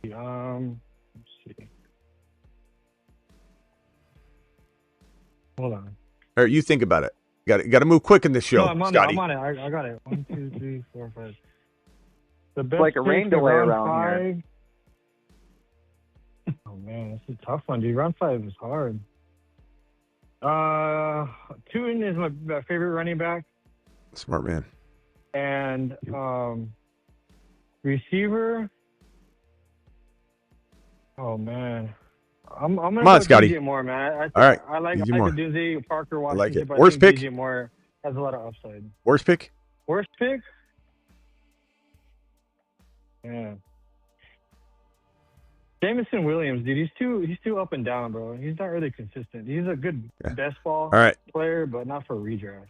I'd say Judkins is the worst pick for me. I'd say I like Henny and Tootin about the same, but I'll say Tootin if I got to pick one, and I'll say, man, DJ Moore, Parker. I'll go with DJ Moore, but very, very close. You know what? I'm going to say Parker because he's going later. I'll say Parker because he's going later. Jacobs is the worst pick in that top round above it. All right. Who else hasn't gone yet besides Pete? Let's see here. We got Chuck Nasty. Have you done it yet? No. Okay. I haven't. You are up in round 6, young man. All right, so best pick at running back is Dream Price. Like it. And then best pick at receiver is MHJ. And worst player? I'd say worst player is probably Tyson. Stevenson. Okay. Before I go to Pete, Hammer, I'm going to give you a bonus round 7, since you extended this. Round 7 is the Caleb round, the Metcalf, the Kraft, the. Not a lot of running backs in here, though. There's no running backs. He's going to have to pick Brooks or no running back. One choice. He has to pick him. You got to go Brooks. He's going to pass. I might leave that spot empty. I'll respectfully decline since we're drafting. Or give up my draft pick. Just kidding, Johnny. Yeah, I love DK Metcalf. Okay. Oh, he could pick Pollard over Oh, Brooks. yeah, he could. Andy. He's going up 3 rounds. That's fine. All right. He's like, man, I'll go into the 5th round if that's okay. Blinded by his hate. I'm trying to follow where your thing is. Oh yeah, round 7. There's only Jonathan Brooks and Pollard, so we're laughing because you're kind of screwed. There's no running backs in that round. Yeah. So you we'll can go pass. No, I'll take him. And I'm going to take DK Metcalf but Sutton, I think, will surprise some of you. Yeah, I love Sutton. I think people that think Wandell is better are going to have a rude awakening. I think they're both equal. It's not that I hate Waddle. It's not like I hate Waddle, but I just think that they do not deserve to be 4.2 and 7.11. Like Sutton could outscore them. Yeah. It's not a knock on Waddle. Those touchdowns. It's just a bad ADP for Waddle. He's a red zone target, man, for Bo Nix. Sutton. Ron, I know you going in the late fifth. Ron, I know you like Waddle, but I just think 4.2 is really early, considering Sutton had 1,000 yards and like 7 or 8 touchdowns last year. So, and he had what people consider to be a bad year. They're like, Sutton wasn't consistent. It's like, yeah, 1,000 yards and what was it? True, but Waddle wasn't there last year either, so well, we don't know what the rapport between Waddle and we don't know what the rapport is going to be yet. But I think it's going to be Waddle's going to excel in that. He didn't in Miami. I mean, he did okay with Tua, but I think he's in a better spot now, and he's gonna look better on the Broncos. Hammer dropping a $100 extender to get this thing in another 25 minutes. Oh. If anybody can't stay, you're born free to dip out. Hey, Smitty. I'm sorry. Go ahead. Hold on one second. The show has just been extended. Hammer, thank you for extending the. Who was saying, hey, Smitty? The guy you always forget about, Easy Pete. Easy. Okay, sorry, Easy Pete. What's up? I didn't get my round. Sorry, I forgot. Okay.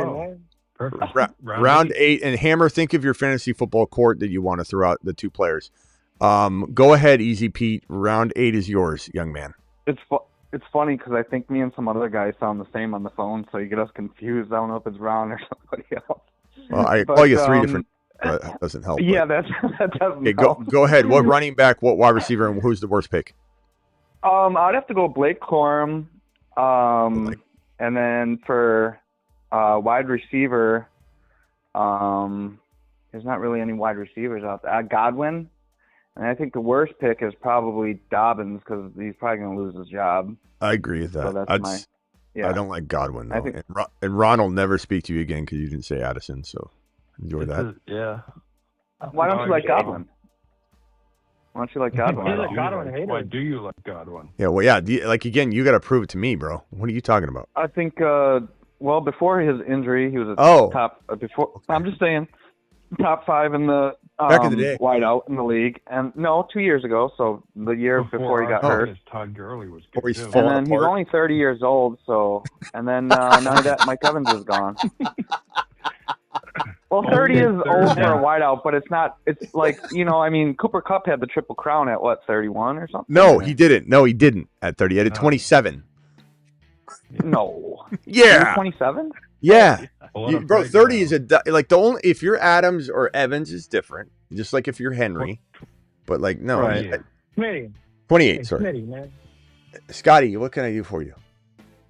Yeah. Hey, bro. Hey, I had Godwin that year that he was he got injured, bro, and I was undefeated on my league, dude. I was so cool devastated, story, bro. And I think, hold on, man, let me finish. I think if he stays healthy, stays in the slot, he's gonna get targeted, man. I think he's gonna have a good year. If he's getting drafted in the 7th round or even the 8th round, that's such a good pick, bro.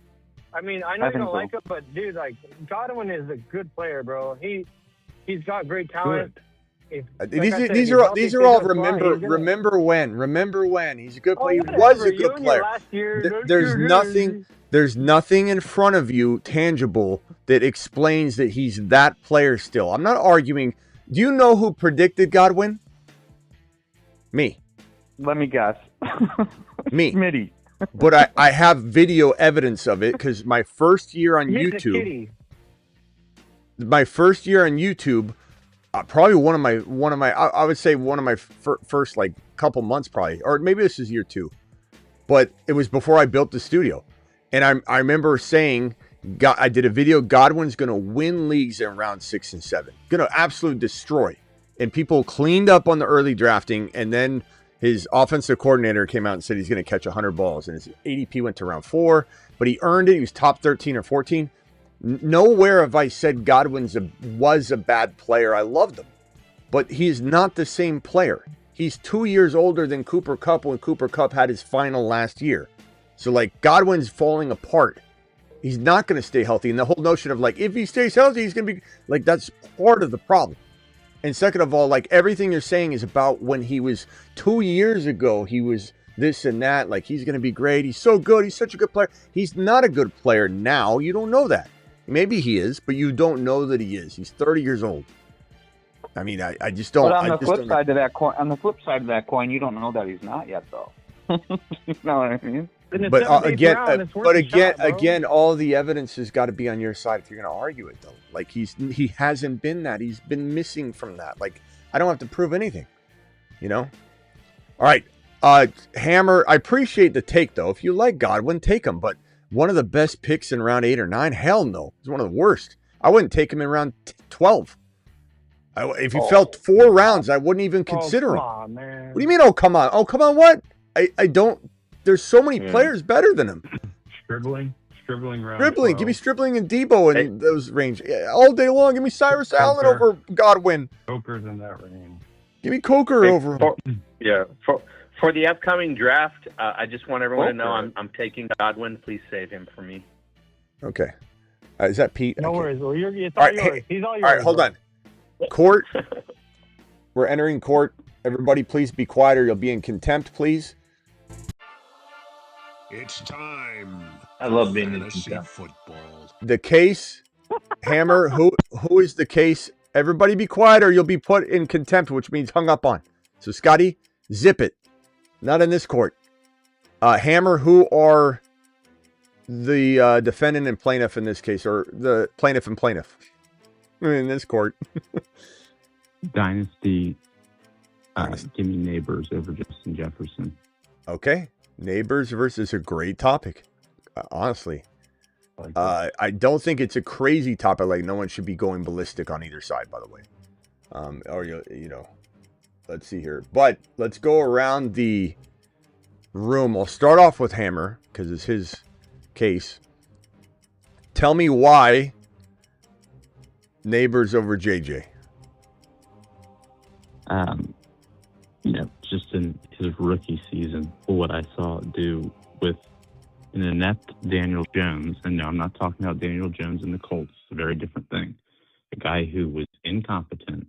This is the only receiver in football that has that talent that can mirror Jahmyr Gibbs and sustain that many targets and work every position of the wide receiver position.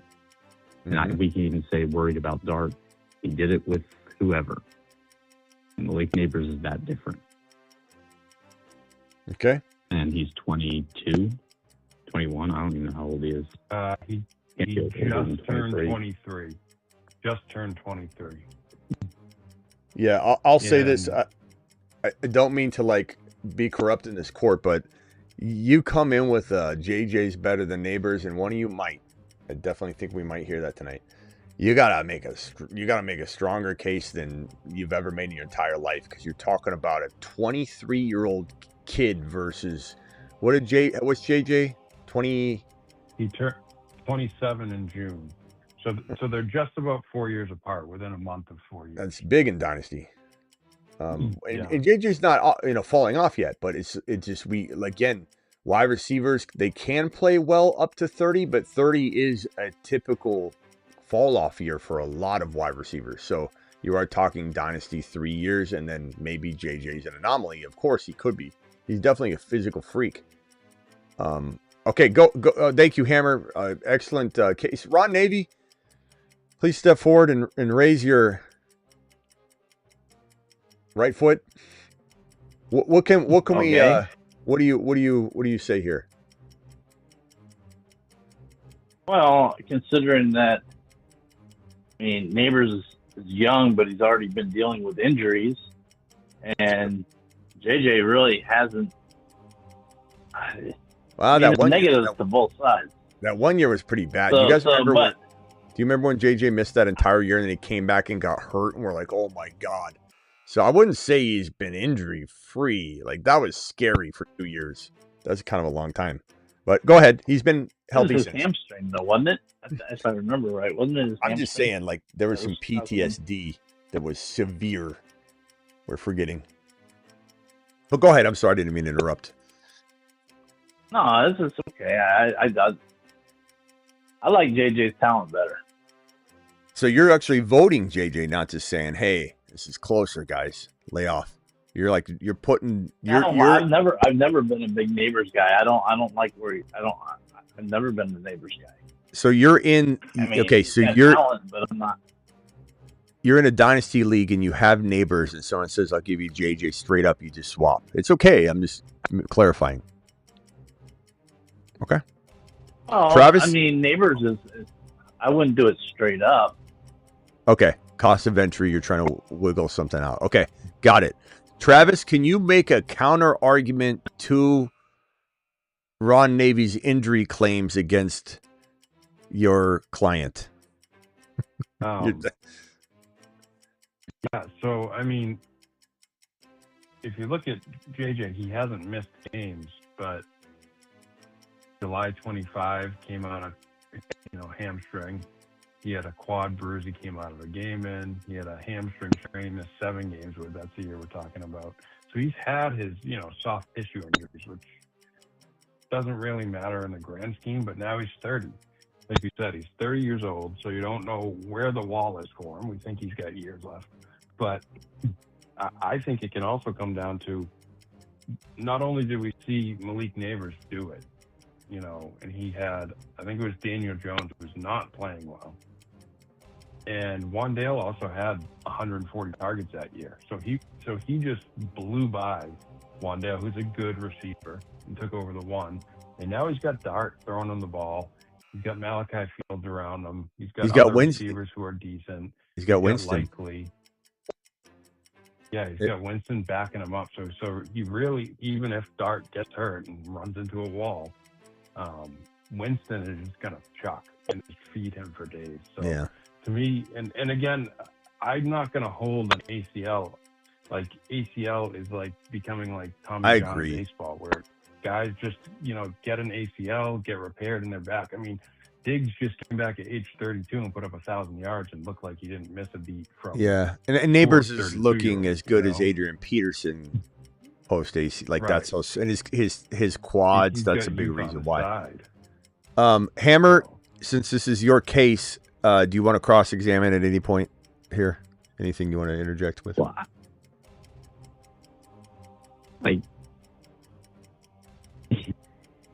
Malik Neighbors' talent, you're not going to see that for Jeremiah Smith's coming in, but very different types of player. But I mean, that's like a once in a generational, like you've seen it on the NFL level and literally dominate with someone who couldn't even hold the starting job and lost it to Danny DeVito.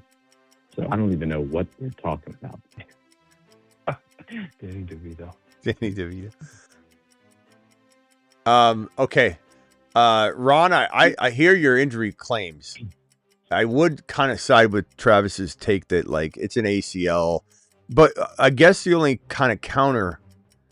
What's worse, ACL or a hamstring?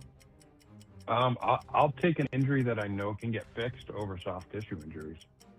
But I will say this: if I'm trying Everybody to gets soft tissue. if I'm trying to find Ron some evidence, I would say the only thing Here's the other thing: is we all agree, Chase. We all agree that Jamar Chase is the number 1 wide receiver, right? Yeah. Before JJ started having these quarterback problems, it was the conversation was who's better, JJ or Chase.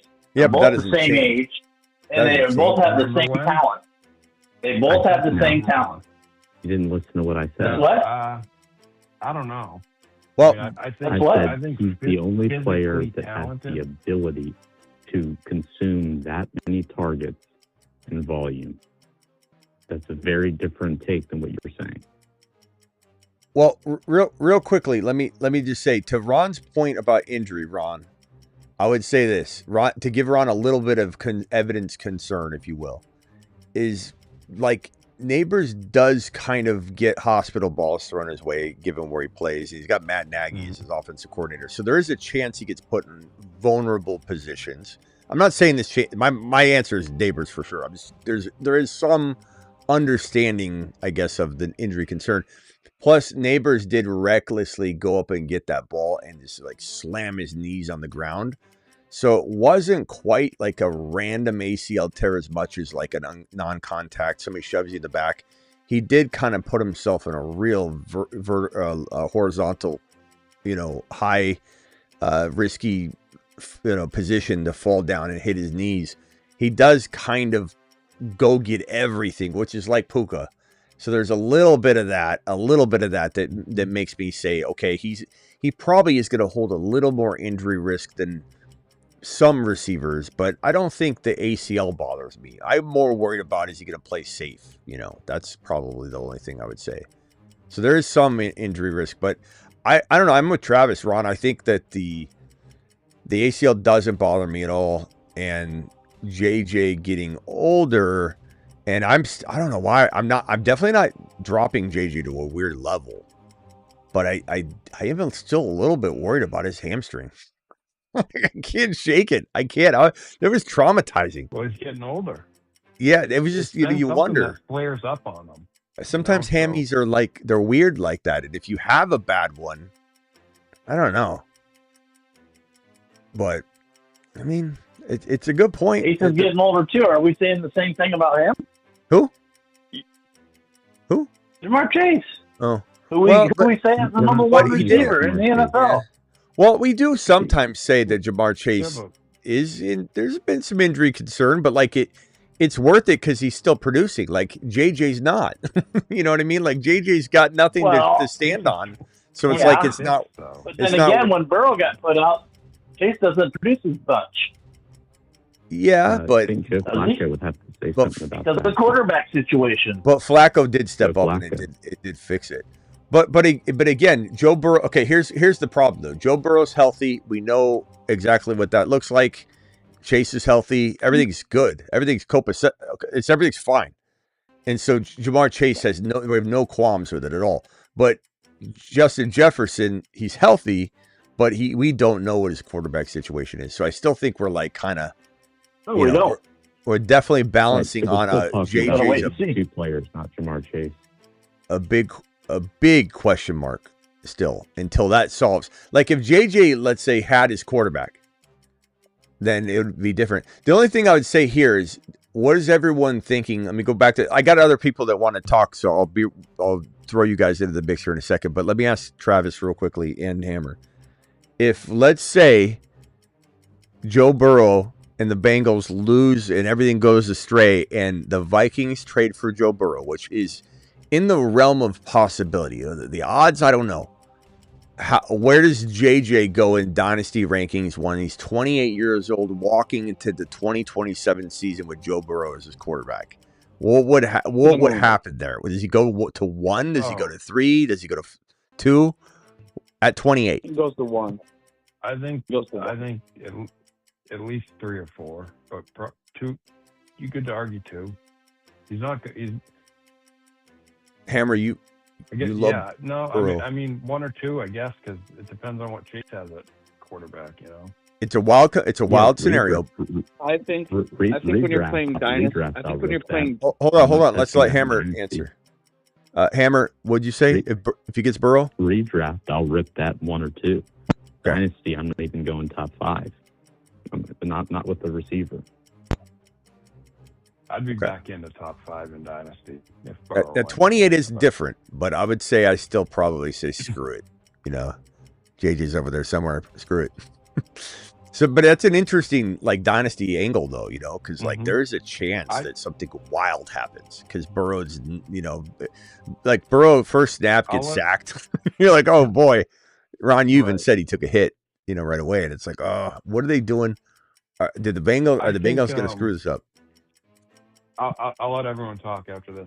I think one of Burrow, Lamar, or Justin Jefferson might be in LA next year. Yeah.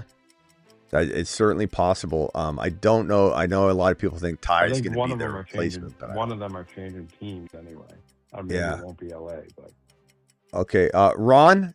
Before I move on to the other guys, what quarterbacks in LA next year? If you had to pick one of those guys, Burrow, Lamar, or who did you say? well, no, I threw Jefferson in the mix. Oh. Guys that could just be on LA Okay. next year because I know they'll go big at someone. But yeah, Burrow or Lamar, I think they're going to be on a different team. One of them. Burrow, Lamar. Which one, Ron? Burrow, Lamar. Oh man.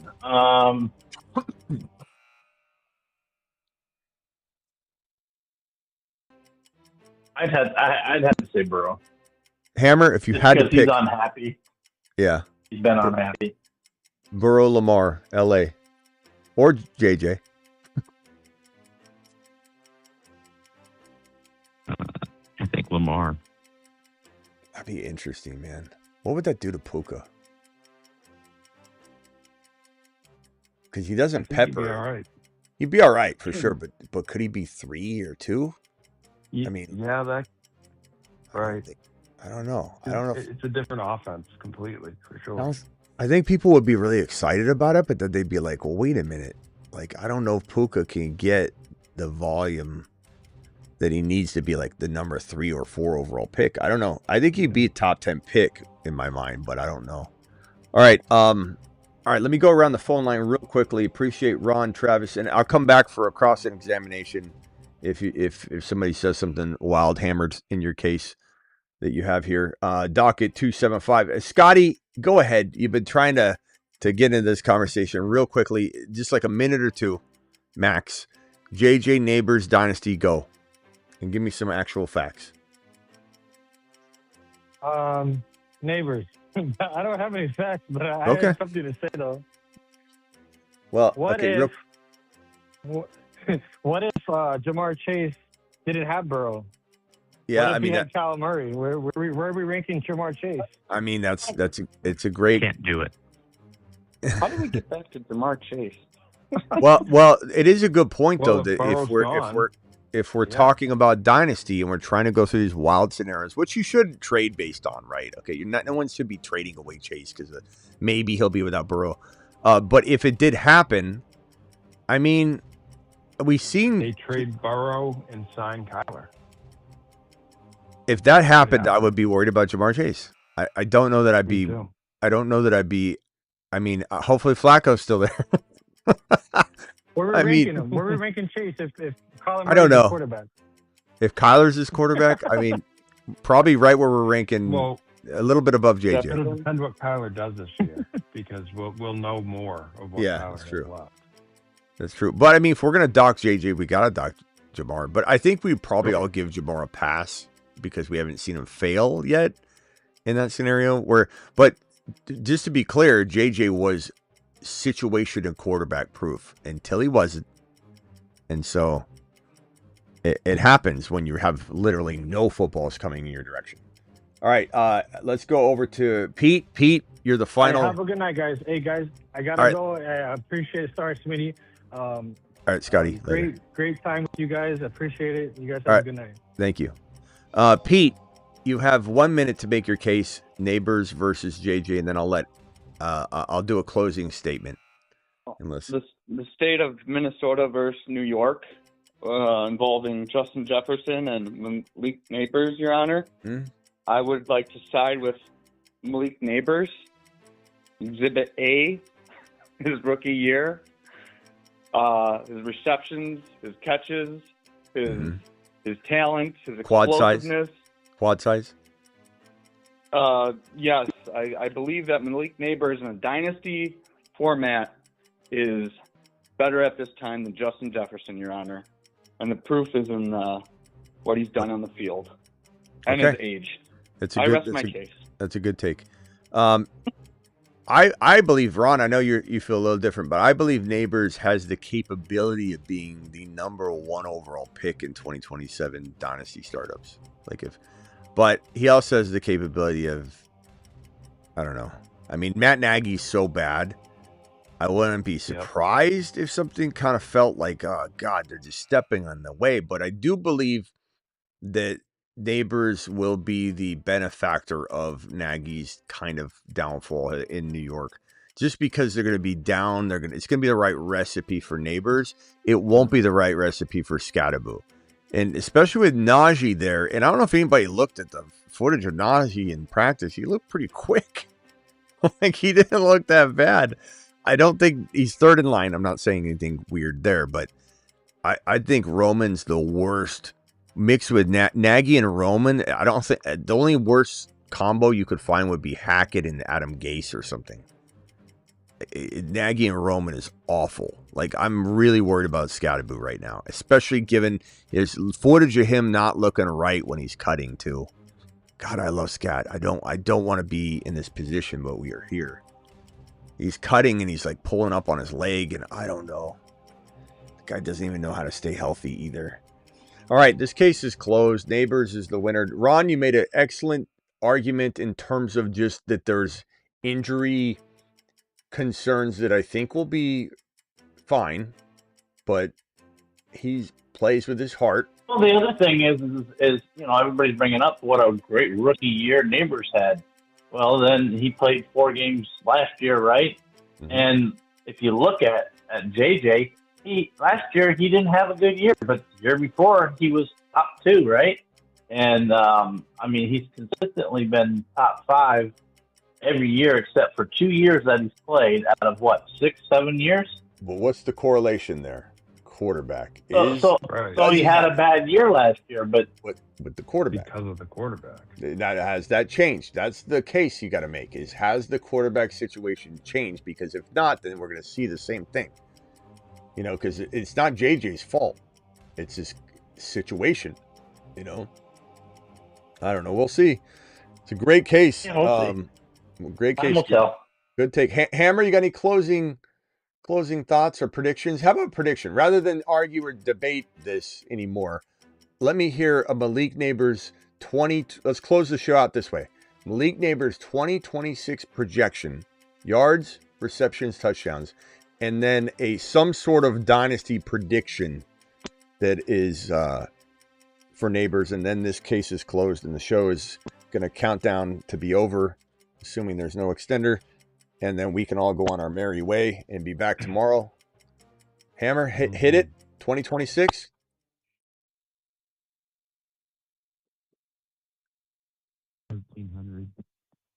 On 120 receptions. This is 2026. 120 receptions. How many yards? 1,300. And the TDs? 8. Okay.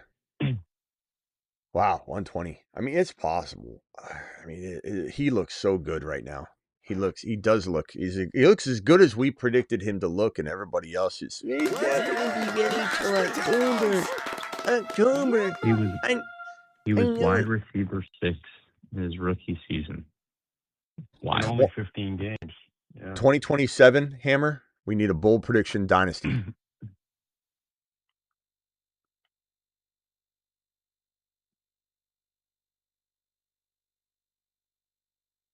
Mm-hmm. Hello. What are we? He's number 1. Okay, number one overall player. Number 1 overall player or number 1 dynasty receiver. Receiver. Okay, number 1 wide receiver. All right, Ron. Just because I'm curious, give me a JJ bold prediction. Spice it up a little on the way out the door. A JJ bold prediction? Yeah, a Justin Jefferson bold prediction on the way out the door. Can be anything. Dynasty, trade, where he's going to play next year. Kyler's going to throw him 14 touchdowns. Anything you want. I'll say he has 110 receptions, targeted 160 times. Yards, touchdowns? Touchdowns, I say he has 10. Yards, I say he has 1150. Okay. Thank you, Ron. Appreciate you, pal. Yep. Later, bro. Chuck Nasty, 10 seconds. You got 10 seconds. Do it live. Yeah, for neighbors, I go. Can't hear you, Chuck. For neighbors, I go 115, 1400, and Chuck, where do you go? Do you put it on your shoulder? Why are you always so quiet? Huh? When you What's come up? back, Oh. when you come back, what are you doing with the phone? I'm just curious. Is it in your armpit? Is it in your shoulder? Oh, I just have it on my side, but okay. I should probably do this more. So, Just did you hear that? We hear you now. All right, Chuck, appreciate you, bro. Later. All right, thanks, guys. See you tomorrow. It's always the same. He's always like, and then he like comes to life. Yeah. Pete, you got 10 seconds, Pete. Oh man, I wanted to ask you a question, and I know you were trying to get off. Oh, you got 8 seconds, Pete. Okay. What do you, I know you don't do content around auction leagues or anything, but do you like them better, like overall, because you can get whoever you want? Like I know that a lot of people don't play it or whatever, but do you find it more? Do you find it more fun because you can get the guys you want? I'm offended. You're not bound to your pick. I'm offended you said I don't do auction content because I have an open phone line. People ask me questions all show long for 3, 4, 5 hours. You can essentially make the content around anything you ask. So I get asked auction content all the time. But when that guy put it in that super chat, you said, "I don't know what people bid for on your auction, this and that." But I'm just asking you personally. Didn't you hear? I'm Didn't you asking hear a me personal go on question. Didn't you hear me go on a total tirade on auction though? I like I told you Right. about what I But do. 90% of your contract, 90% of your overall content, maybe 90 or 80% is draft leagues. I'm asking you as a personal question, like, how do you feel about like not being bound to the 11th or 12th pick or getting whoever you want, like more of a general manager thing? I do enjoy a You good know? auction, to answer your question, but I don't have time for it, so I don't do it. We used to do auction mock drafts once in a while, and people would lose their mind and not want to watch it. It was crazy. It's not fun stuff to watch for some reason to people in general. But I do enjoy it. I just don't have time to even like meet in one space for one place. But I wouldn't mind getting back to an auction once in a while, but I just don't have time. But yeah, they're fun. They're You fun. find it more fun or no? It can be, yeah. It also can be very disappointing if you don't get what you want. So I don't care about that risk, but I find a lot of people sometimes get really upset at the auction format if it doesn't, because they get nervous and it's a lot of pressure and there's different decision points and it makes people kind of like turned off sometimes, and it can lead to some disappointment. So you just got to love the rush of it and understand it. Good question though. Good question. But anytime, Pete, just ask me a damn auction question. I can make auction content anytime you want. You hear what I'm saying? Well, you make the best content. You make the best content. Thank you, Pete. All right. Well, it's good talking to you tonight. Johnny 777. Oh, you didn't even make a case for the neighbors and my phone line, because you called in last. It was like down on the next like screen. Really? Johnny, I'll make one real quick. I actually agree with Hammer on that one. Okay. Neighbors for sure. Except for if you're trying to win in the first year, because I do like JJ better. Until I see him suck again this year. If that happens, then that changes. Because a lot of times these dynasty leagues last 1 to 3 years. It's pretty well known. And so if you want to win now, me personally, I would go Jefferson only if that were the case. But for dynasty, like a league, and you're not worried about that, neighbors all the way. okay. Johnny, sorry I didn't see you there when I was doing the closing statement. Anything else? Last 10, 15 seconds here? No, I think we're good, man. Thank you for everything, both of you guys, everybody. Thank you, Johnny. All right, appreciate you. Later. I mean, there's things I don't see. I got so many moving parts. So thank you, Johnny. Sorry about that. I'm in a 10-man full PPR Smitty. Robbie, are you here? This is another thing that I dropped the ball on because it was sitting there. I'm in a 10-man full PPR Smitty team. Is JD5, James Cook, Javonte, Jettas, Adams, Mark Andrews. Should I trade JJ and Javonte for Etienne and Olave? Hammer, JJ, Javonte. That's like mixing up what we've been talking about tonight. You're pro Javonte, not anti JJ, but Etienne Olave. I think I go Etienne Olave all day long. Yeah. Yes, so do I. Travis? Robbie, are you here? Yeah. Yeah, Etienne Olave. Okay. Etienne Olave. Yeah, I think so. Robbie, are you here? Standing ovation, Moon Man. I'll send you to the moon real quick. Thank you, Robbie. Appreciate that. Very sorry about that. All right, boys. Hammer, final thought? Anything? You good? Yeah, I appreciate it. Thanks, Travis. All right. Thank you, boys. Thanks, Hammer. Travis, anything else for you? Well, just two quick questions in the chat. Dynasty, pick 2, Hampton, Chase Brown, Kenneth Walker. Ron, are you still there? Hampton, Chase Brown, Kenneth Walker. Ron, pick 2. Hampton, Kenneth Walker, Chase Brown. You said Chase Dynasty? Brown and Kenneth Walker. Dynasty, yes. Chase Brown. Yeah, you know. Hampton, kind of. Yeah, isn't that hard because you don't know what Mike. It's very hard. Where's Mike gonna be? Where's Mike gonna be in 1 year? You know, what's Hampton gonna look like in a year from now? I like him, but Dynasty, he doesn't scare me. I just don't.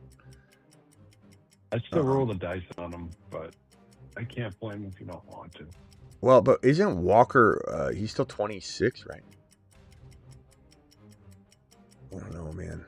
Yeah, I think so. Hampton He's is the so same young. age as Breece Hall, right? Not even 26. He About turns the same 26 in October.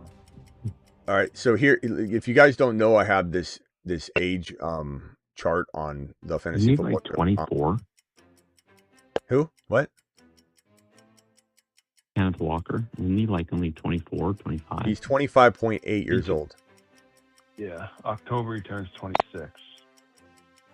Yeah, what you can always find on thefantasyfootballshow.com, clicking the blue stats button on the homepage, which is really cool. And let me show you real quick. This is such a cool dynasty tool. Like, it really is. It's so simple, but I love how on my site I put it by this way, by design on thefantasyfootballshow.com. If anybody's wondering, I don't use birthdays because you don't need them. You know, when you're looking at stuff like this, like 21.2 years old is better than knowing the birthday, you know. Look at these guys. Hampton is 23.4. Jeremiah Love's 21.2 years old. Genty's 22.7. Jadarian Price 22.8. Judkins 22.8. Jonathan Brooks 20. That's the crazy one. Jonathan Brooks is the 5th youngest running back of the guys I have ranked in the top 30 running backs. Tootin is 23.5, number 7. Hampton 6. Henderson's 8. Bucky's still a young man. Kind of just a nice little dynasty tool. But here's where Kenneth Walker is if you want to know where he ranks. That's the same one I just posted. Let's see right here. I think it's right here. Okay, here it is. So Bijan is 24.5. Bijan's the 12th. Kenneth Walker is 19, but he's only 25.8. Like Corum is the same age. Breece Hall, like Ron just said, is a little younger than Kenneth Walker, but Etienne's a little older than, I mean, it's still young, but a little older than you think when you're looking at like Walker, and Walker's only 1 year older than Etienne. That's kind of weird. Yeah. Gibbs. Chase Brown half a year older than Walker. So, I mean, like Chase, I said Hampton and Chase Brown, but I could be convinced otherwise because like Chase Brown to me is a 2-year thing. I think you got him this year, next year, and then after that, I'm not quite sure what we got. Yeah. I don't think Robbie's here. I feel bad. Robbie, I'm going to put your question, if you're watching this later, on the end screen and continue to answer it for you. I'm sorry about that. All right, boys. We'll see you later. Ron, anything else? You're good? Yeah, I'm good. I didn't even realize it was 3 a.m. here. So yeah, these shows can go long. And Travis, it's 4 a.m. So all right. Yes, sir. Later. Holy cow. See y'all later. Later, Hammer. Thanks for the extenders. Later, guys. Later. Thanks, Smitty. Bye. Good topic, boys. Good topic. All right, we're out of here. Appreciate all of you. Robbie, I'll put this on the end screen. I'm so sorry about you not hearing that. Hopefully you're watching now and you say, I'm here, Smitty, I'm here. If so, I'll come back and do a standing ovation for you. But I'm going to put this right here until I get a hold of you so you know I took care of you or Trade JJ and Javonte for Etienne and Olave. I again would take Etienne and Olave, Robbie. Robbie, where you at, Robbie? Be there, Robbie. Be there, Robbie. Be there. Hold. Hold.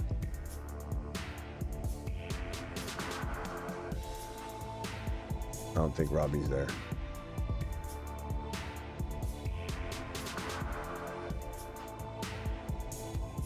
All right, see you all tomorrow.